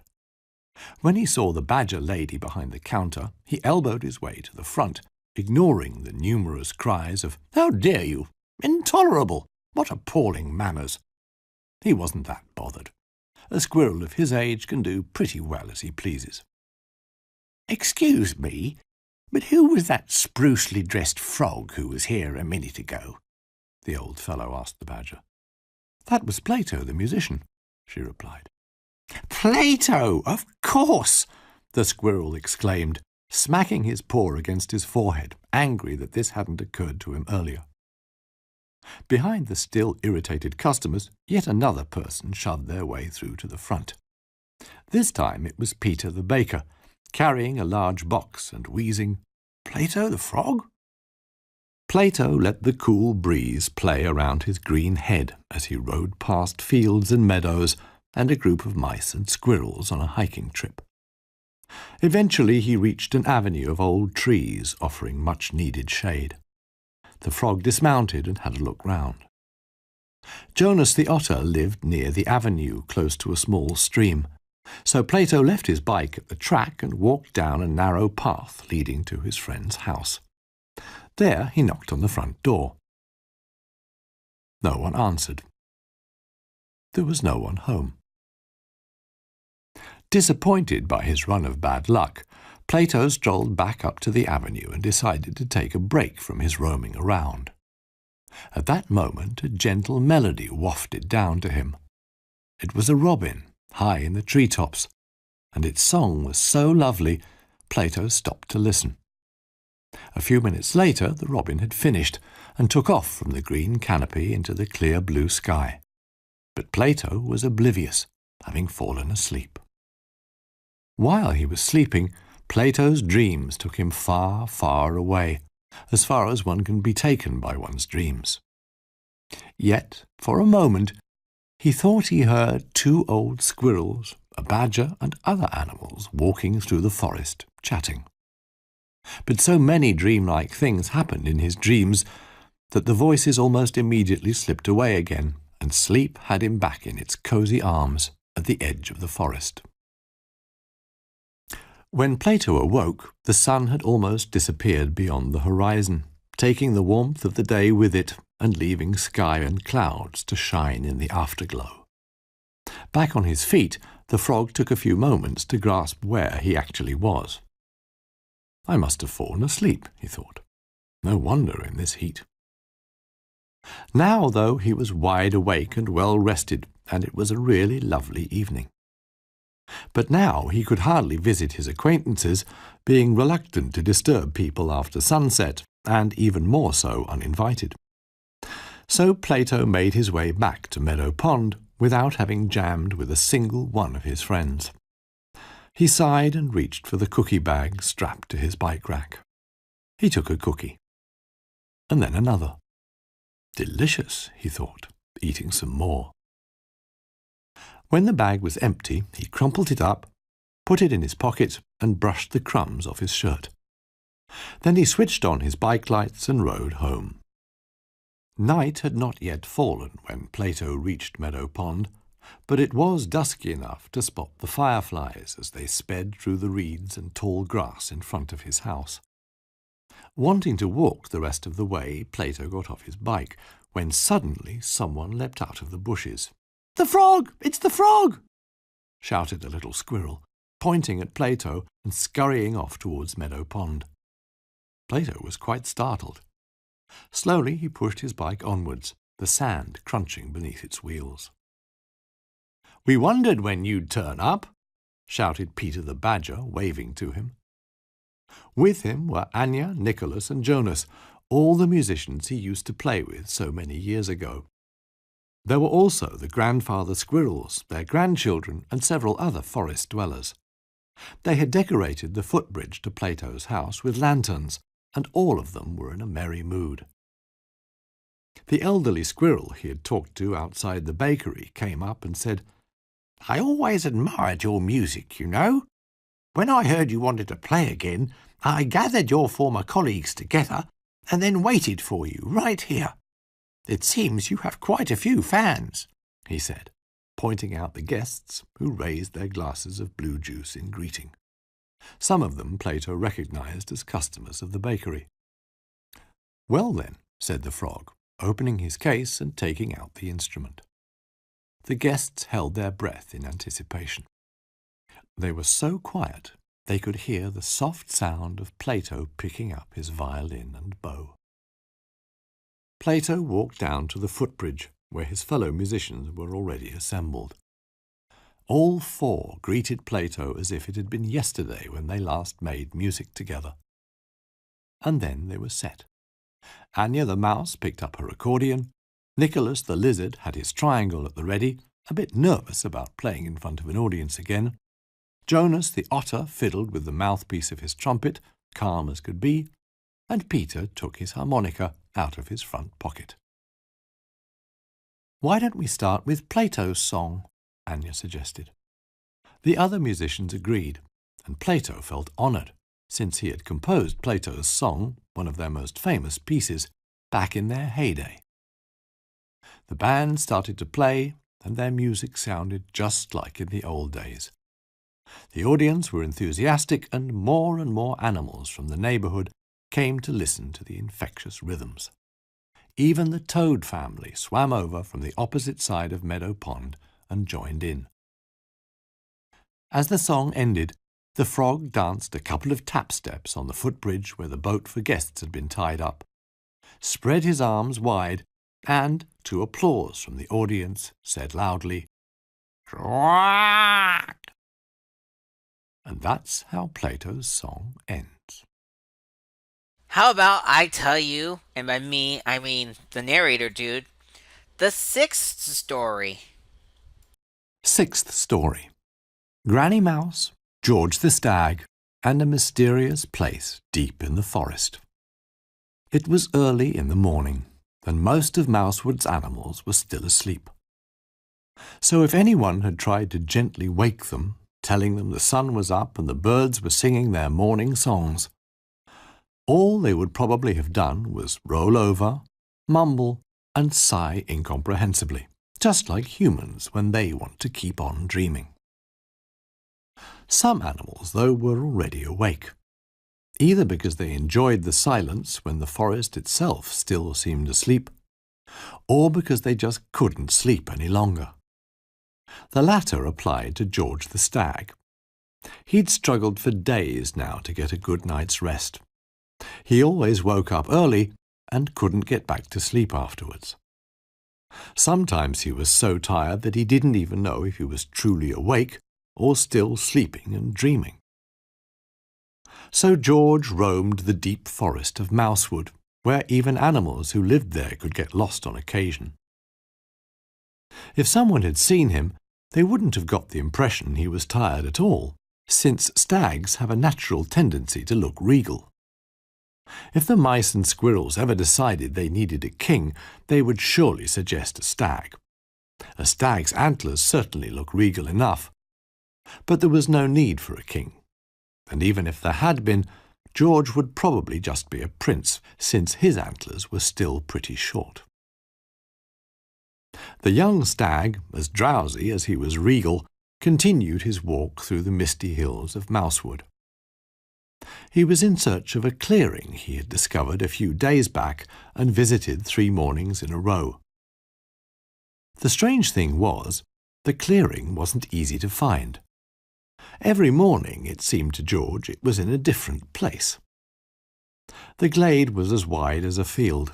There was tall grass, and the murmur of a stream could be heard nearby, even though it wasn't visible through the reeds and dense bushes. Right in the middle of the glade, still wreathed in mist, stood a huge gnarled tree, with a thick trunk, grand roots that went for miles deep into the earth, and mighty branches towering high towards the sky. George found this tree different from other trees. He liked trees. In fact, George knew many of them, and this one was different. Probably because it grew in such isolation. This enormous tree didn't seem to have anybody for company. Maybe that was why he liked to be around it.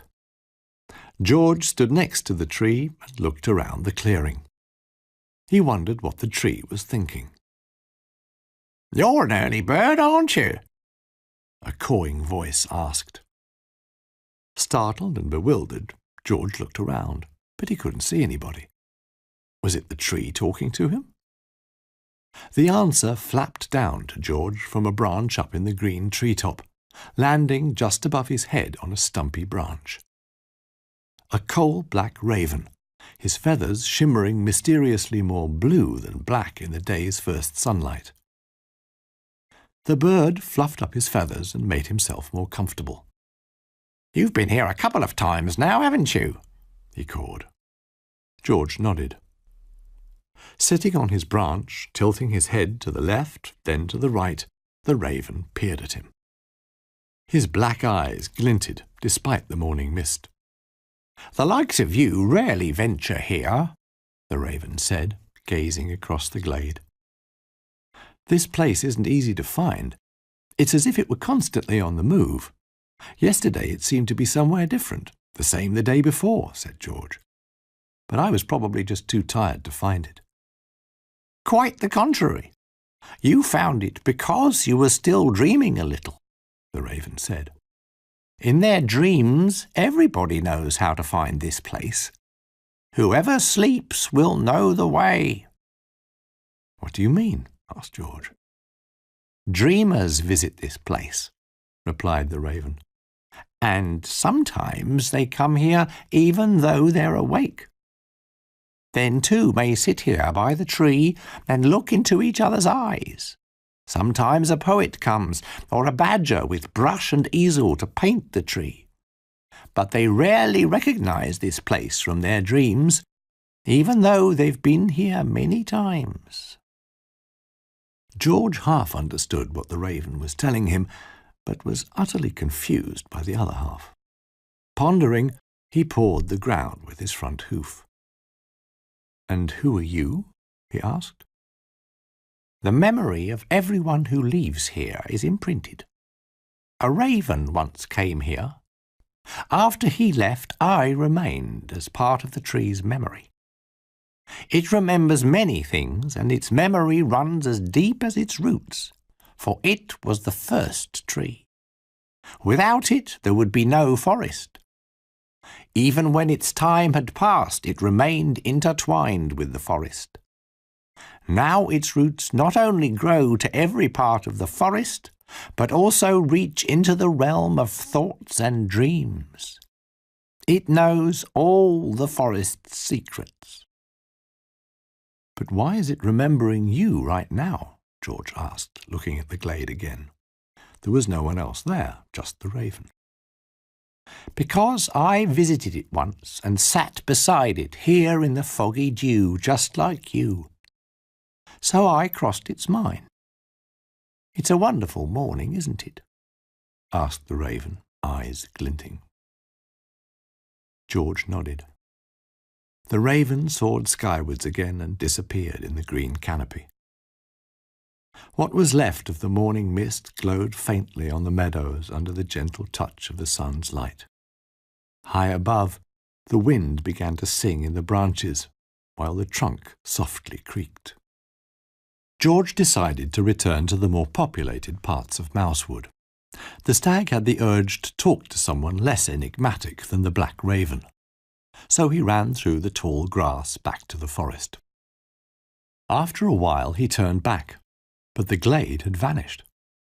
Where it had been just moments before, the trees now formed dense ranks, and George wondered if the tree would remember him as well. It was still early, but Mrs. Mouse the mouse was already busy. The old lady was preparing breakfast for her grandchildren, who were visiting her. She had already been to the baker's, luckily bakers are early birds as well, and bought some rolls. So the breakfast table was already set when her grandchildren, Lars and Jess, came tumbling down the stairs surprisingly early. They scurried over to the table, still in their pyjamas. Mrs. Mouse would have loved to pinch their cheeks because they looked so adorable. Then she remembered how she had hated having her cheeks pinched when she was a child, so she spared her grandchildren. Instead, she put a big glass of milk for them each on the table and tousled their hair. "Well, you two," she said, "you're up early." Lars raised his glass with both hands and took a long swig of cold, fresh milk. His big brown eyes looked out from behind the glass. After a swig that size, he needed a while and took a deep breath before he could answer. "Yes," Lars said excitedly, "'cause we're going to sell lemonade outside." "Lemonade?" asked his granny.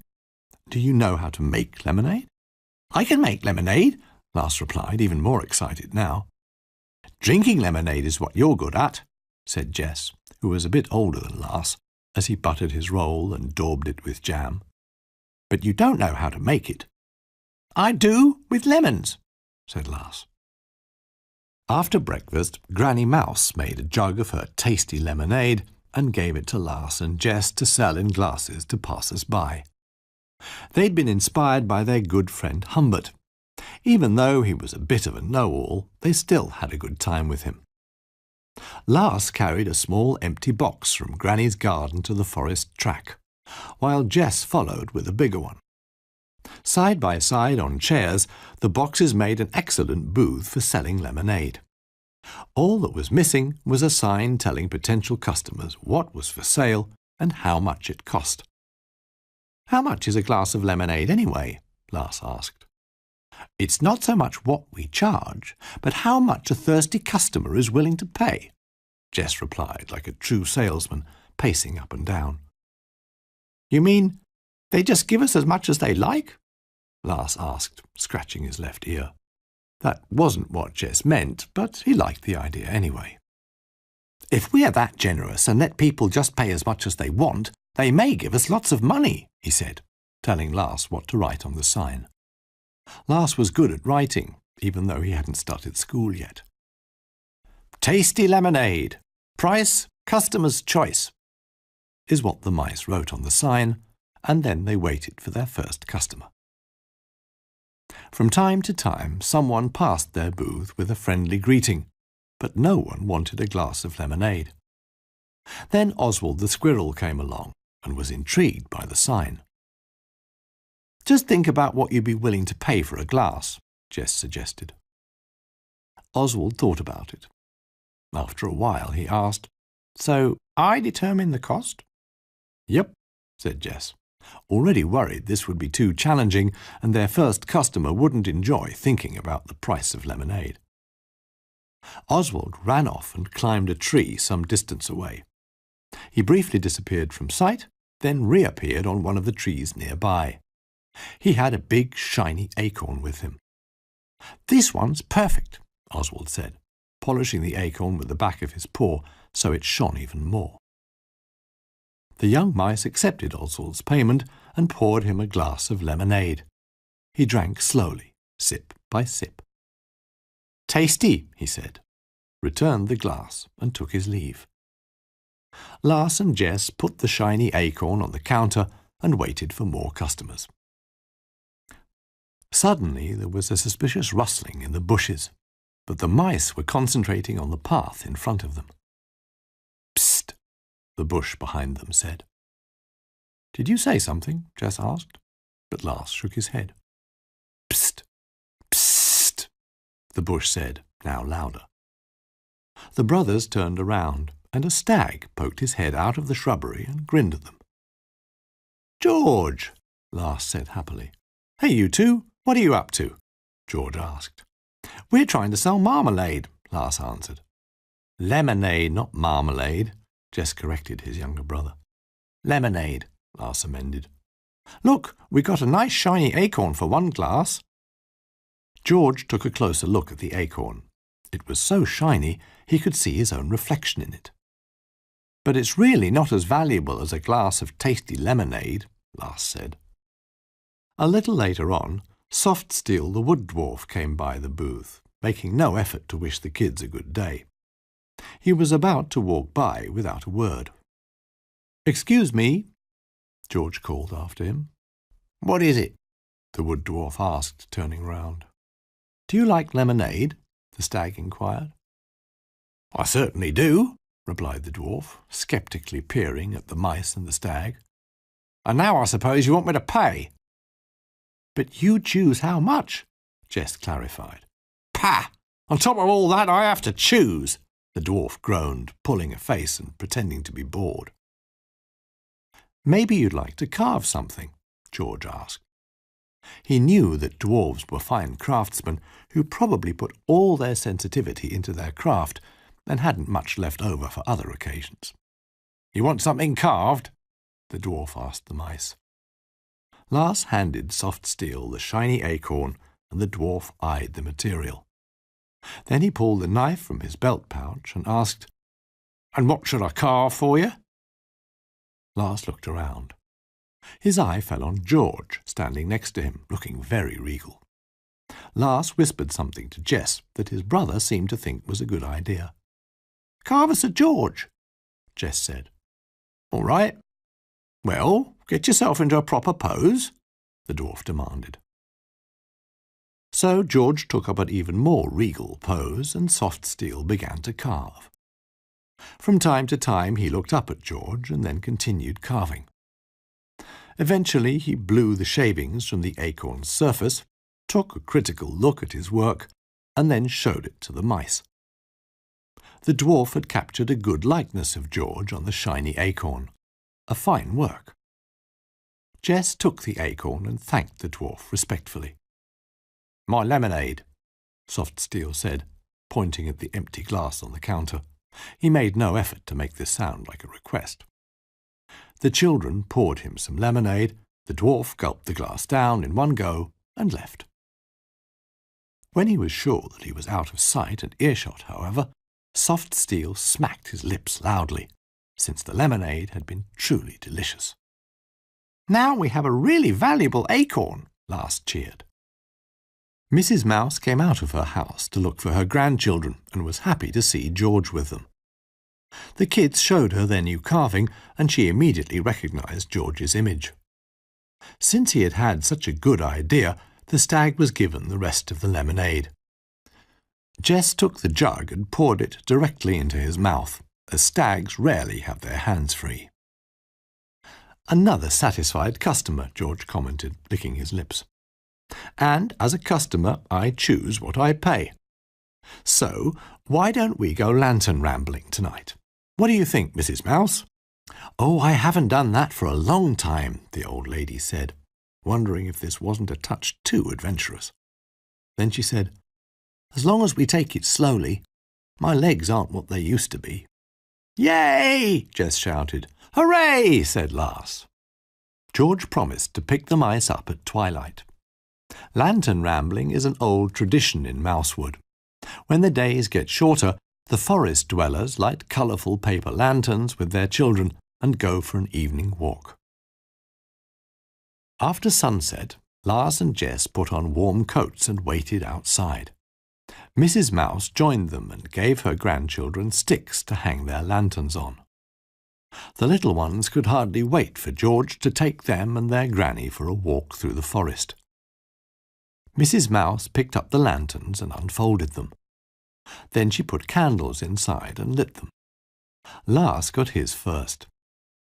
It was shaped like the sun, with a jolly, illuminated face. The flickering candle flame made the sun's smile curiously vivid. Then Granny Mouse hung Jess's lantern on its stick, a radiant crescent moon gazing dreamily into the night. The children held their lanterns carefully so the candles would burn brightly and steadily. "Okay, take good care of your lanterns," Mrs. Mouse said. "You can wait outside for George, but stay near the house." "Yes, Granny," Jess said. Mrs. Mouse returned to the kitchen to prepare dinner, since everybody was sure to be hungry after their walk. Outside, Lars and Jess waited with their lanterns for their friend. "George is certainly taking his time," said Lars, cautiously dangling his lantern. "Yeah, I hope he's all right," Jess replied. "Do you know where he lives?" Lars asked with a worried look. "Somewhere over there, I think," his brother said, pointing down the forest path which disappeared into the dusk. "We could go and meet him halfway." "But Granny said we should wait here," said Lars. "We'll go and meet him and come back to pick up Granny," Jess said.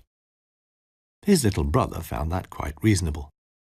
So the two mice walked slowly down the track with their lanterns, till all one could see was a jolly sun and a dreamy moon dancing faintly in the trees.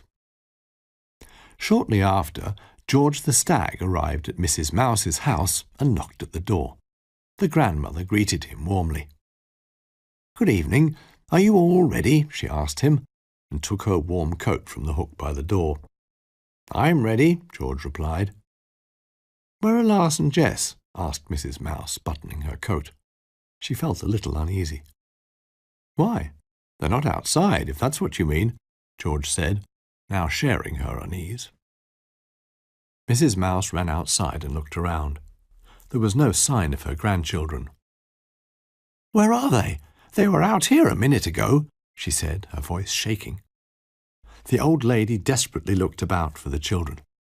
George's stomach ached at the thought that Lars and Jess were out there in the dark on their own.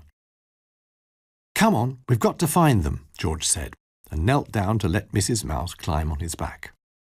Granny Mouse wrapped her scarf around her neck and didn't hesitate for a second before climbing on the stag's back. "Hold on tight," George said. Then he got up and moved off into the darkness in search of the children. "Lars!" George shouted through the nocturnal forest. "Jess!" Mrs. Mouse shouted. But there was no answer to be heard, nor lantern to be seen. "Where are you?" their grandmother called as loud as she could. They came across some other animals, like Conrad the Owl and a couple of polecats, but none of them had seen the kids. And so the stag ran through the woods with the grandmother mouse on his back, shouting their names in the dark. Fallen leaves whirled into the air behind them as the stag dashed through the dusky trees. Soon they'd covered a great deal of the neighbourhood, so the stag went into the deeper, less populated parts of the forest. But still there was no trace of the two mice. "Should we search somewhere else?" George asked, worried, scanning the shadows. "I don't know," Mrs. Mouse said in a low voice. Then something occurred to her. "Wait, I've just remembered where I used to sit with my husband. she said hopefully. Where's that? The stag asked. Mrs. Mouse tried to remember, and the stag wondered how the old lady planned to find the way in the dark. Just go straight on, she said, as if she could see the place in front of her. So George went straight on. Suddenly they emerged from the trees in a glade, the same glade where George had talked to the raven that morning. The huge tree towered on the other side of the clearing, bathed in pale moonlight. George ran over to the tree. This is where I used to sit with my husband, right under that tree when we were young. It's so long since I've been here. George, can you see the little ones? Asked Mrs. Mouse with hope in her voice. My eyesight isn't what it used to be. Is there someone there? George peered over at the tree, and down at the bottom of the trunk there was indeed somebody. He struggled to see who it was. Then he made out two figures, but not Jess and Lass. George didn't know if he could trust his eyes. Down in the shadows sat a young girl mouse and her boyfriend. They were holding hands and smiled shyly at him. The young mouse reminded him of the grandmother on his back. Next to the couple stood a stag, but George could only see his silhouette in the shadows cast by the silvery moonlight. Curiously, it felt like looking into a mirror. The tree remembers us, he thought, reminded of the raven's words. It's not the kids, he said quietly to the grandmother. Then let's ask these nice people if they've seen my grandchildren, said Mrs. Mouse, wondering why George was so quiet.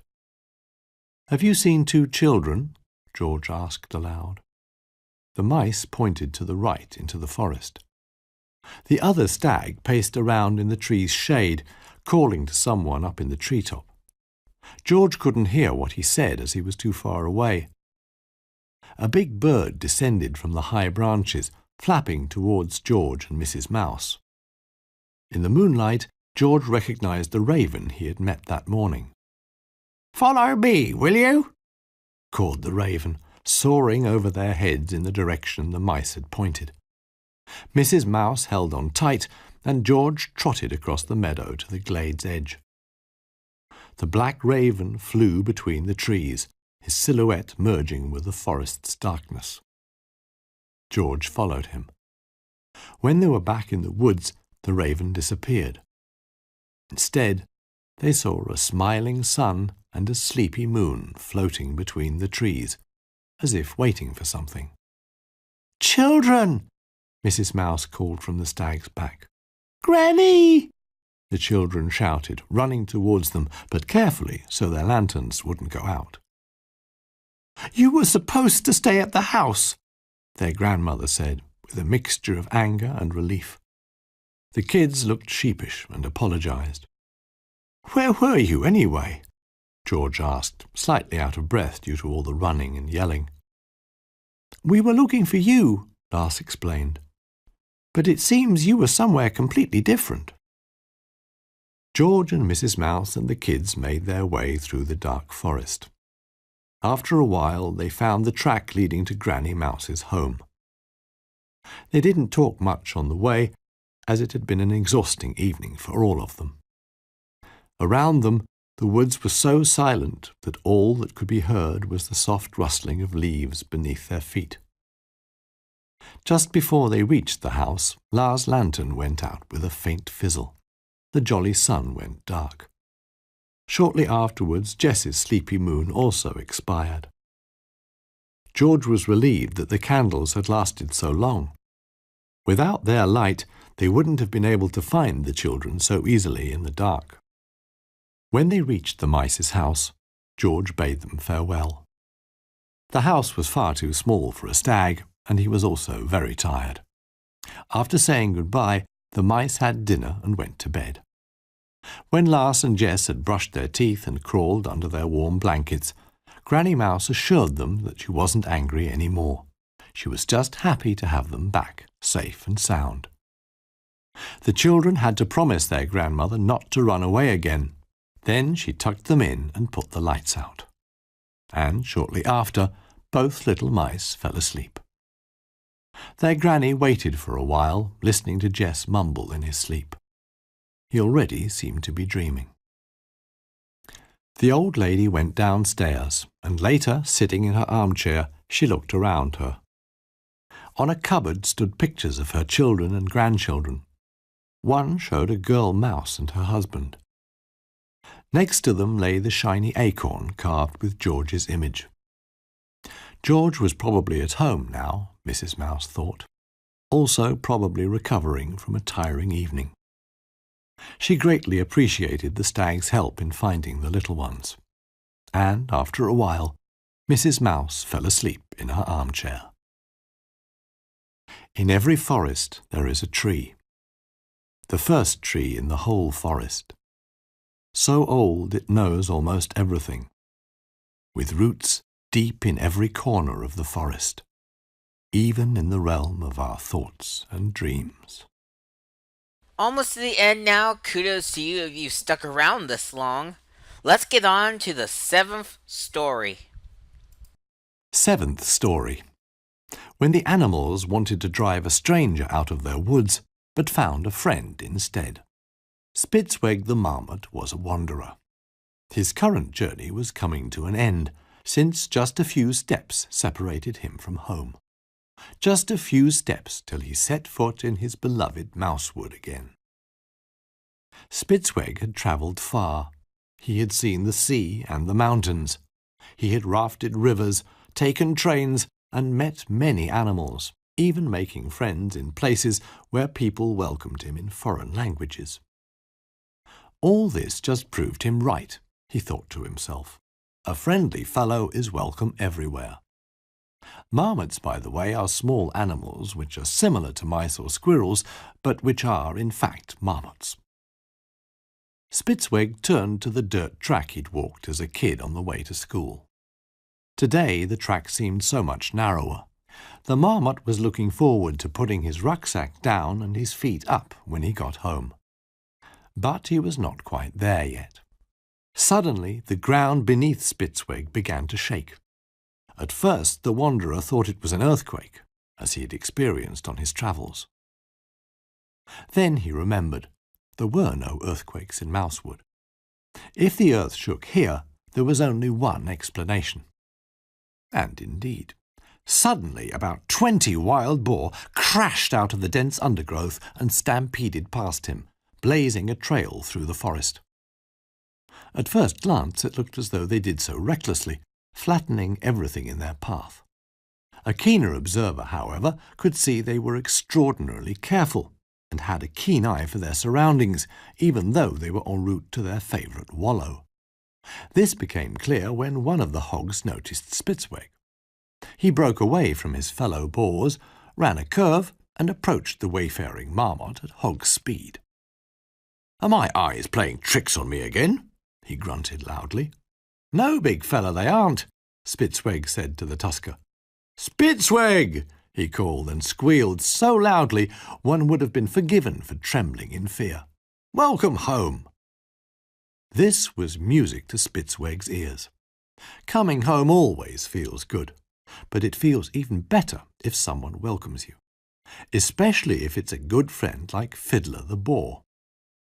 Fiddler was of impressive size, so impressive, in fact, that no one dared take his chances with this hulk of a hog.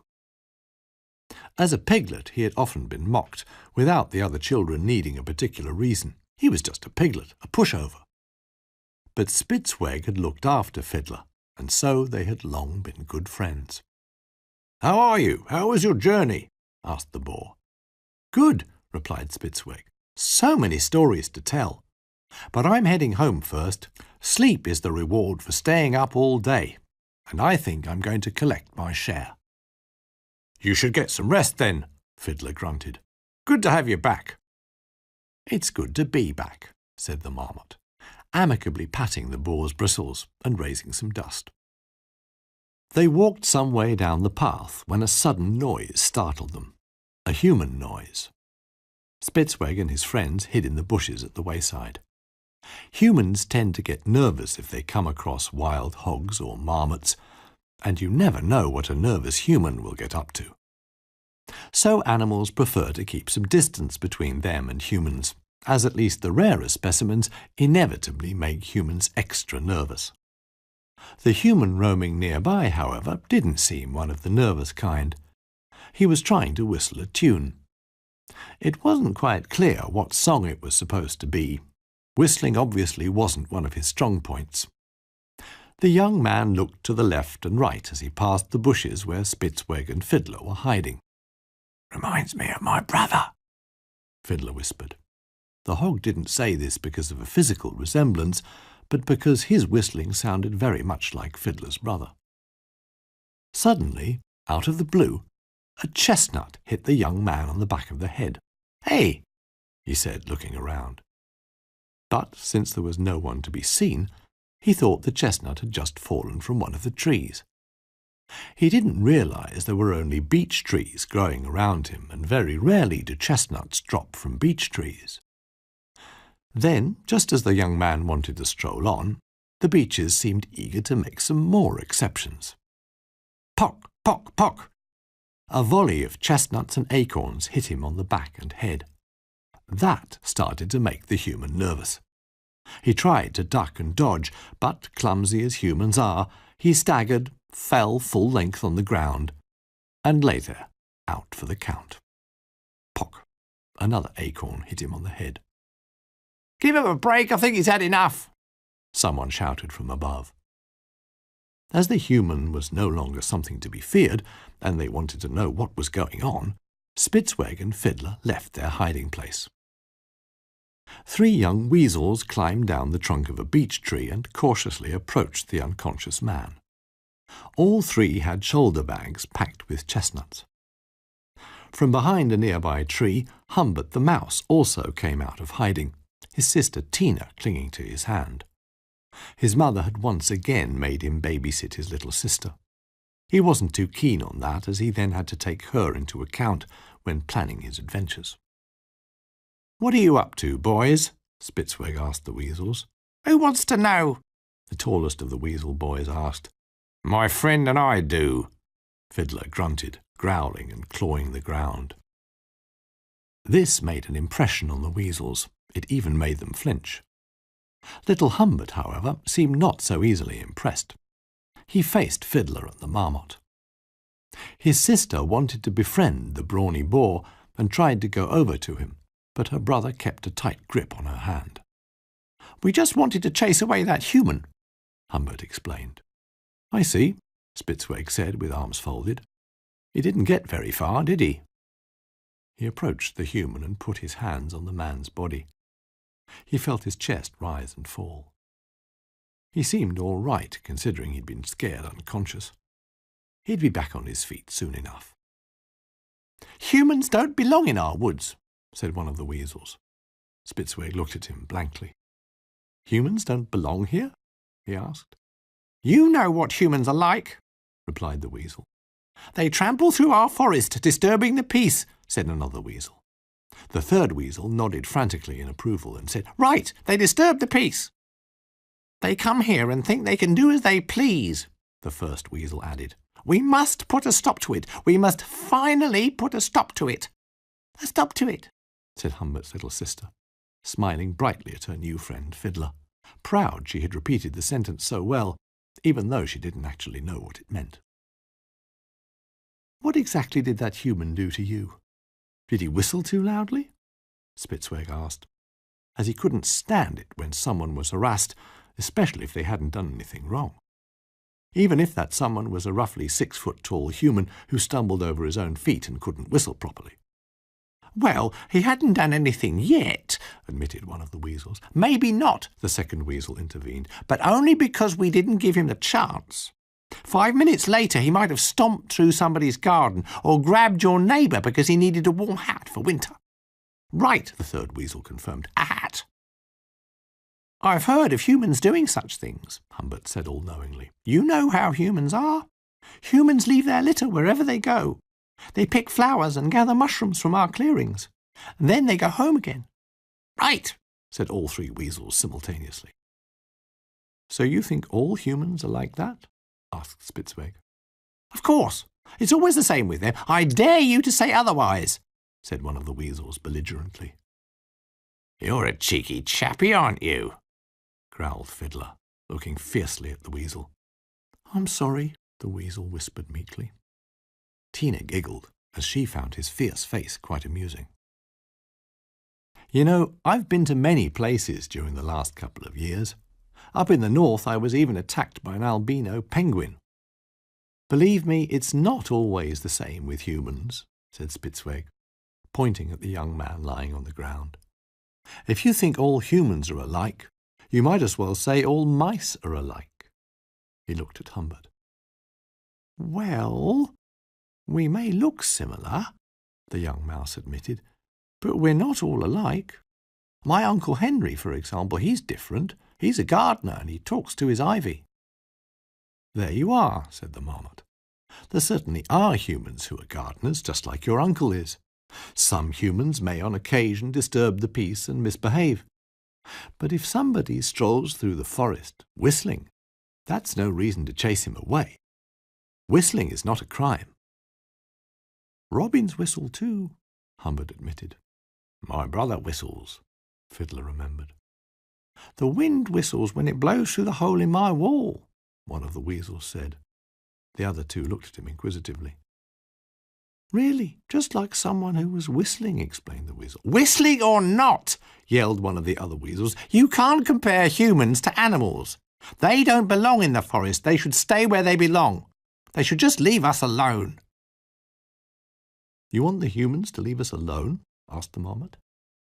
If the humans knew you were throwing chestnuts at ramblers, you can imagine it wouldn't be peaceful here for very long. We don't like getting hit by chestnuts either, do we, boys? Added Fiddler the boar. Humans aren't all the same, apart from the fact they don't like being hit by chestnuts. And in that they're no different from us animals, Spitzweg said, and faced the young man. Just look at him. Doesn't he look peaceful? The animals fell silent. They listened to the humans breathing.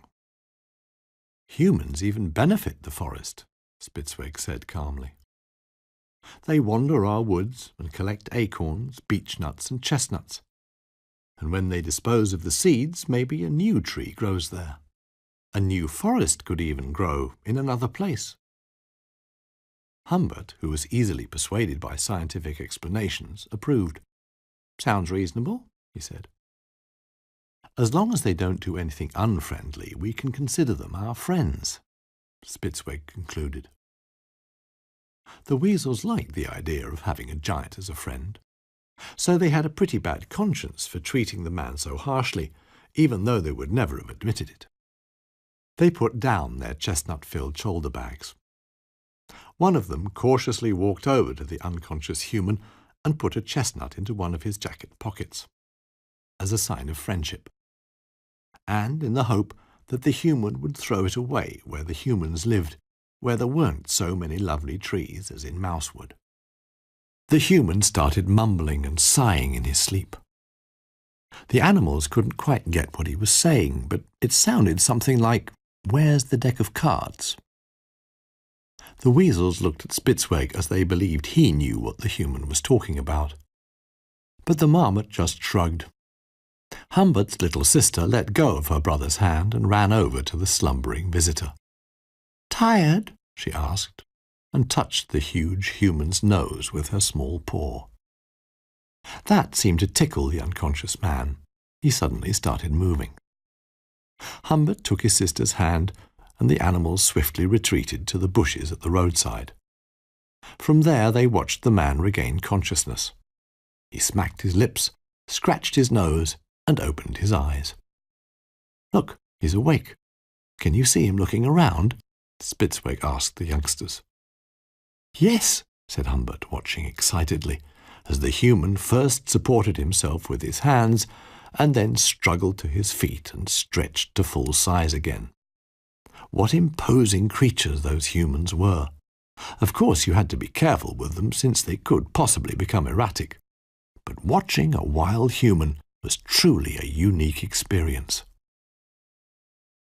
The young man got up and dusted himself down.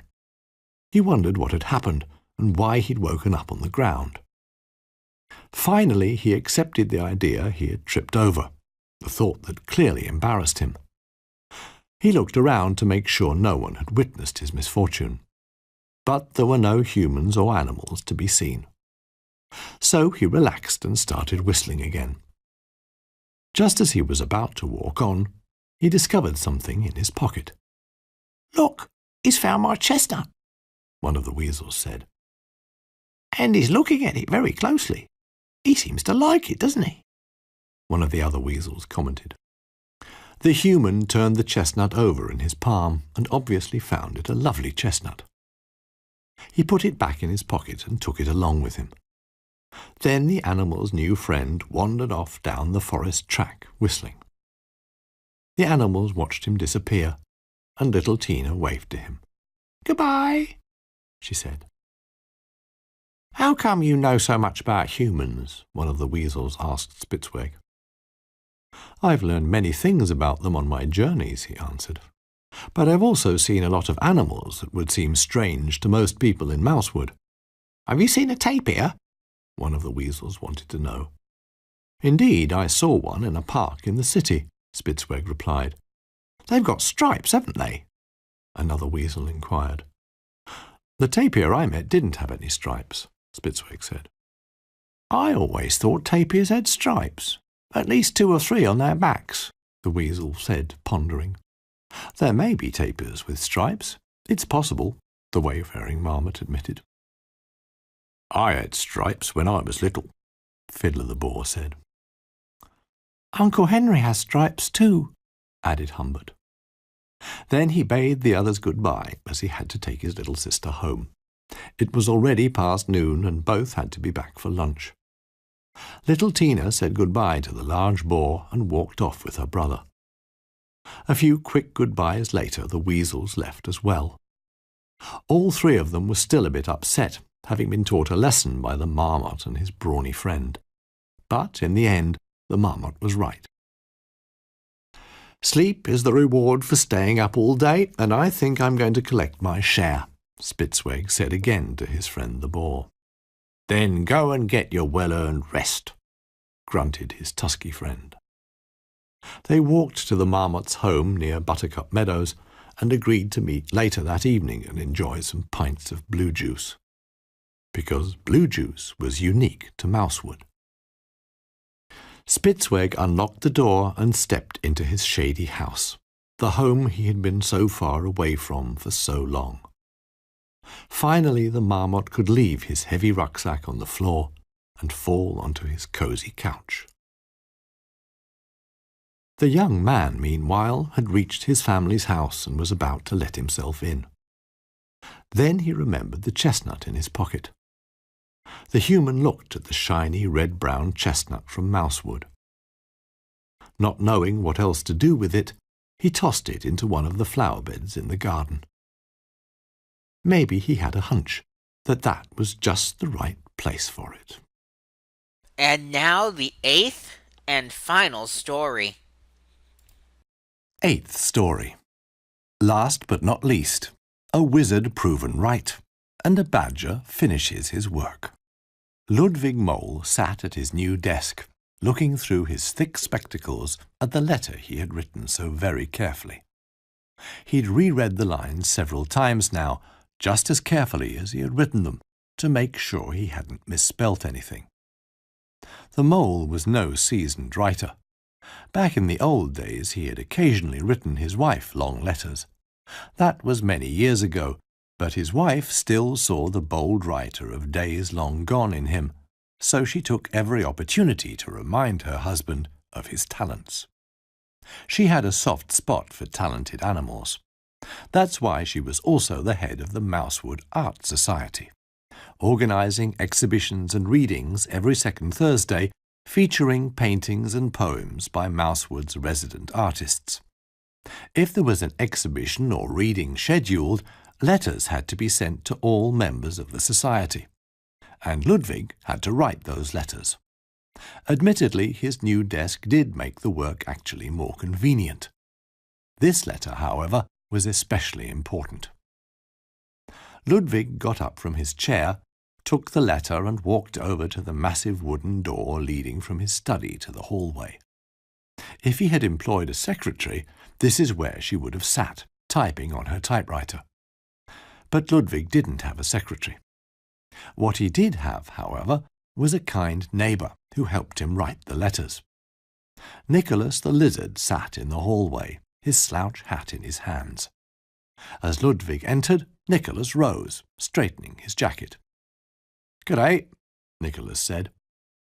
"My wife asked you to assist me, didn't she?" Ludwig asked, squinting because the lizard was too slim to be seen properly by a mole. "She certainly did." "Jolly good. Well, here's the text," Ludwig said, offering the sheet of paper to the hat stand, which did have a slight resemblance to Nicholas. The lizard shuffled over to the mole, took the sheet from his hands and looked at it. Then Mrs. Mole came in, happy to find Nicholas and her Ludwig getting along. She liked companionable animals. "Ludwig, have you written the letter?" she asked. She saw the sheet of paper and yanked it out of the lizard's hands, since she was in a hurry. "Splendid, Ludwig," she called out, skimming through the text before giving Nicholas the letter back. Then she pushed both men through the door into the study and said, "Now the two of you copy this text till we have enough letters, one for every resident of Mousewood. Hurry up, and please, in your best handwriting." Then she closed the door. The lizard and the mole started to write the invitations. 2 days later, a postman came by to pick up the letters and take them to the post office. As a tired Nicholas and an overwrought Ludwig handed him the bundle, he could have sworn both of them had been close friends for years and years. In fact, it had only been 2 days. The following Thursday, the beaver, head of the post office beside the stream, was sorting parcels by address and addressee at his huge sorting desk. The water wheel clattered as the rivulet made its babbling way downstream, when suddenly the post office door opened and the wizard entered. As he crossed the old wooden floor, one couldn't be sure if it was the wood or the old man's bones that were creaking. As usual, the wizard had come to bother the beaver with the same question he'd been asking for weeks. The old man cleared his throat. "Excuse me, Master Beaver, but is there any post for me?" he asked politely. The beaver stared at the wizard in disbelief. For an instant he thought it was just the wizard's strange sense of humour. Then he considered the possibility that the wizard himself could have gone a bit strange due to his incredible age.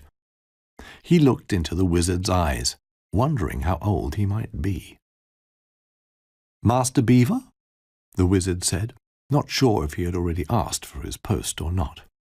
Not because he was old and forgetful, but because the beaver hadn't responded. "As I've already told you, we deliver post directly to your home, and nothing has been forgotten," the beaver reassured him.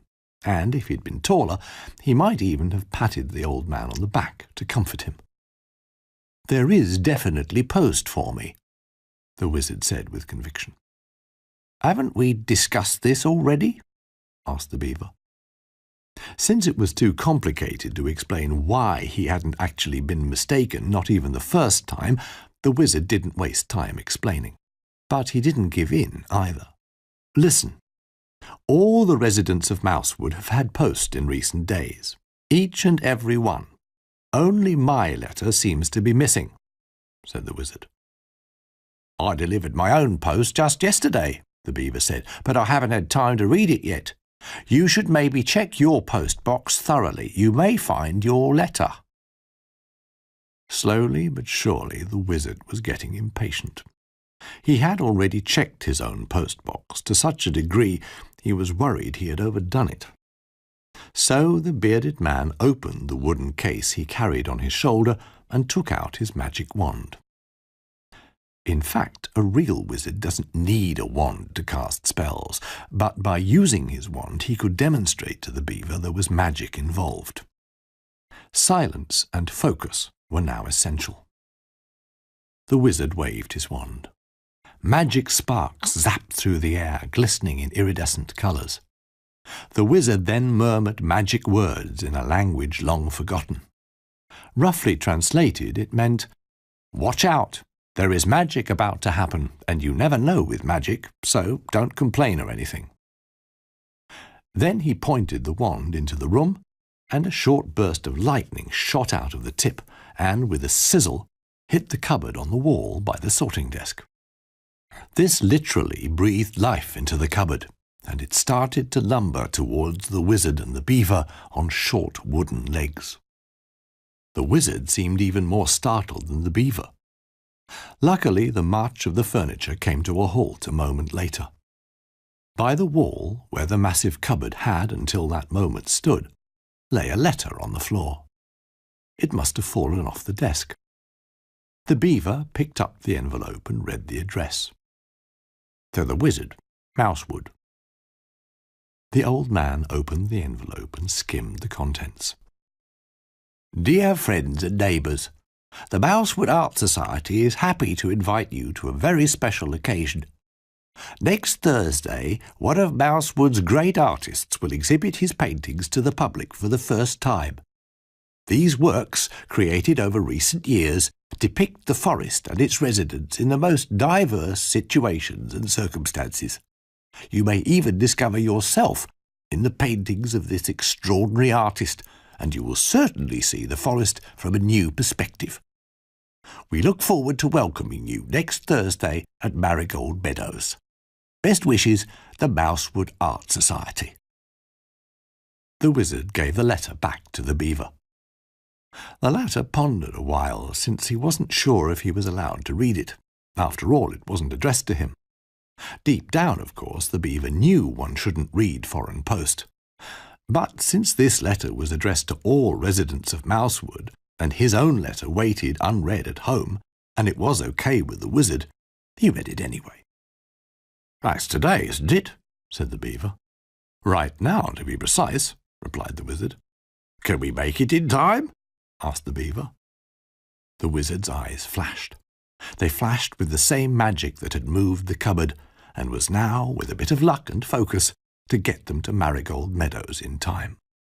"We can," the wizard said confidently. The beaver and the wizard left the post office, and after the beaver had locked the door, the wizard lifted him onto his shoulders. Then the old man focused intensely, channeling magic powers. He hadn't done that in quite a while, so he wasn't sure if it would work. But then it happened. The wizard was no longer standing on solid ground, but instead floating a good 5 inches above it.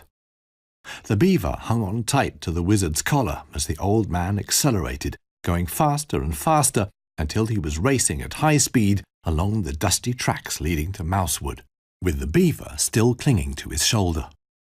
It was quite a sight. The wizard stood upright and unmoving, yet gliding fast, raising clouds of dust behind him as his white beard fluttered in the wind. As the wizard and the beaver headed towards Mousewood, they flew over a small animal with a bushy auburn tail and beady black eyes as it popped out of the bushes. It was Edward the squirrel. Edward had gone missing a few days previously during a practice session of popping out from behind something. The squirrel had used the time to think about his life, acorns and nuts. Seeing him, the wizard broke his stride, swaying in mid-air like a buoy in a choppy sea. "Edward, what are you still doing here?" the beaver asked the squirrel from the wizard's shoulder. "Why, hello," Edward said. "Have I missed something?" "We're in a hurry," the wizard said, "and you are invited." As he spoke, the old man tapped the wooden case strapped to his right side with his left hand. Edward needed no further explanation. Swiftly he climbed up the wizard's leg, leapt onto the wooden case, and held tight to the leather straps. The wizard went back a few paces, and then took off over the forest track again at high speed. "I don't think this is going to work," shouted Rushlight. He was en route with his old friend Mr. Brown on a cart borrowed from the Badgers.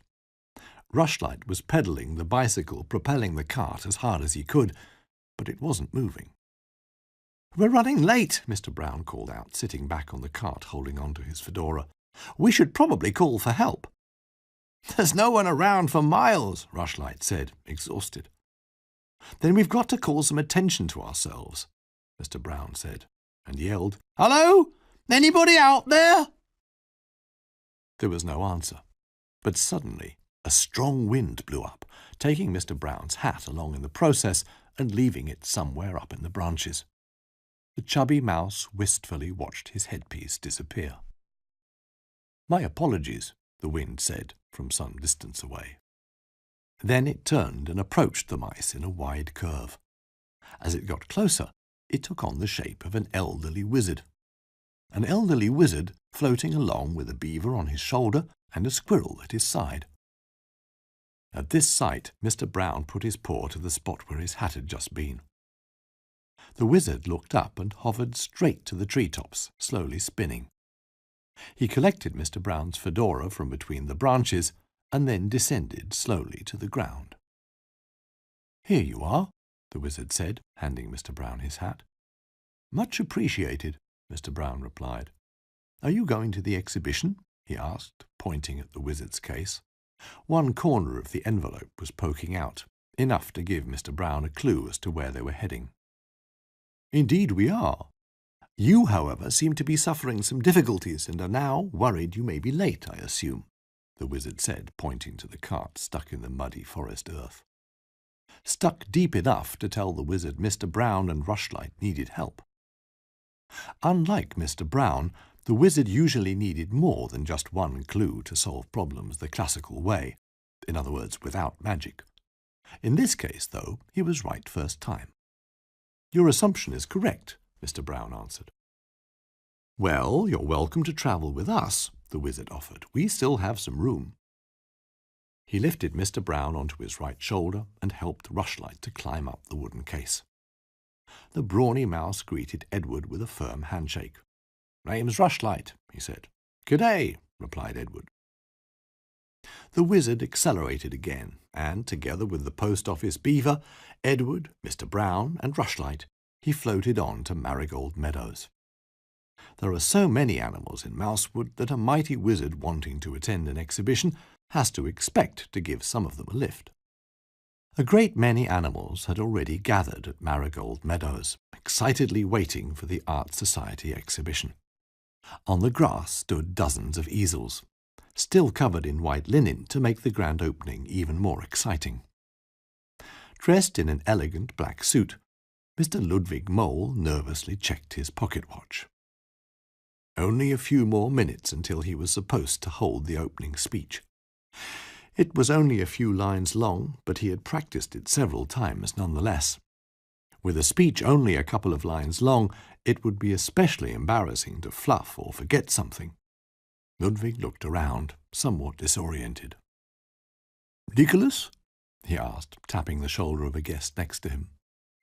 This was in fact Plato the Frog, who at least resembled Nicholas in terms of colour. To Ludwig, Plato, however, was an amorphous shade, while Nicholas was more of a blurred, slender line. "Yes?" said Plato. The frog was just talking to Jonas the otter about a song he'd heard recently.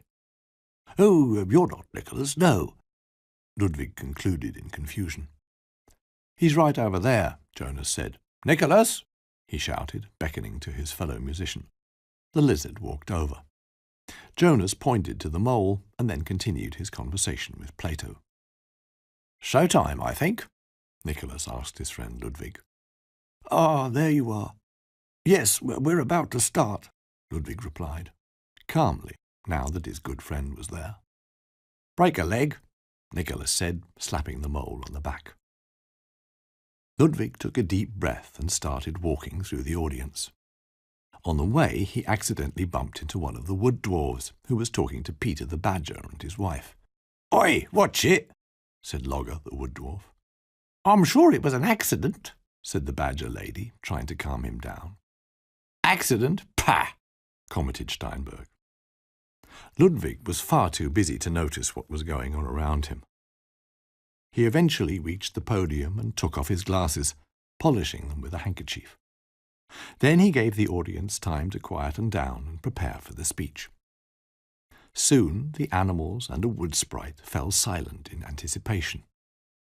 Ludwig's wife was in the front row, quietly applauding to reassure her husband. Dear guests, it is a great pleasure to welcome all of you tonight here at Marigold Meadows, Ludwig began, but was immediately interrupted by the muffled boom of approaching thunder. The guests turned in the direction the sound was coming from. In a cloud of dust and leaves, the wizard appeared from the forest, coming to an abrupt landing right in front of the astonished visitors. As the dust settled, he set down the beaver, Mr. Brown, Rushlight, and Edward the squirrel. At once Edward ran to his friends Oswald and Edgar, who had arrived half an hour before. The others joined the animals in the audience, and, as the excitement wore off, Ludwig continued. The Mousewood Art Society proudly and for the first time presents the work of an artist, a resident of Mousewood like all of us here. His paintings, completed over recent years, depict the forest from various points of view, and of course the perspective of the artist himself. Ladies and gentlemen, I declare the exhibition open. So there you have it.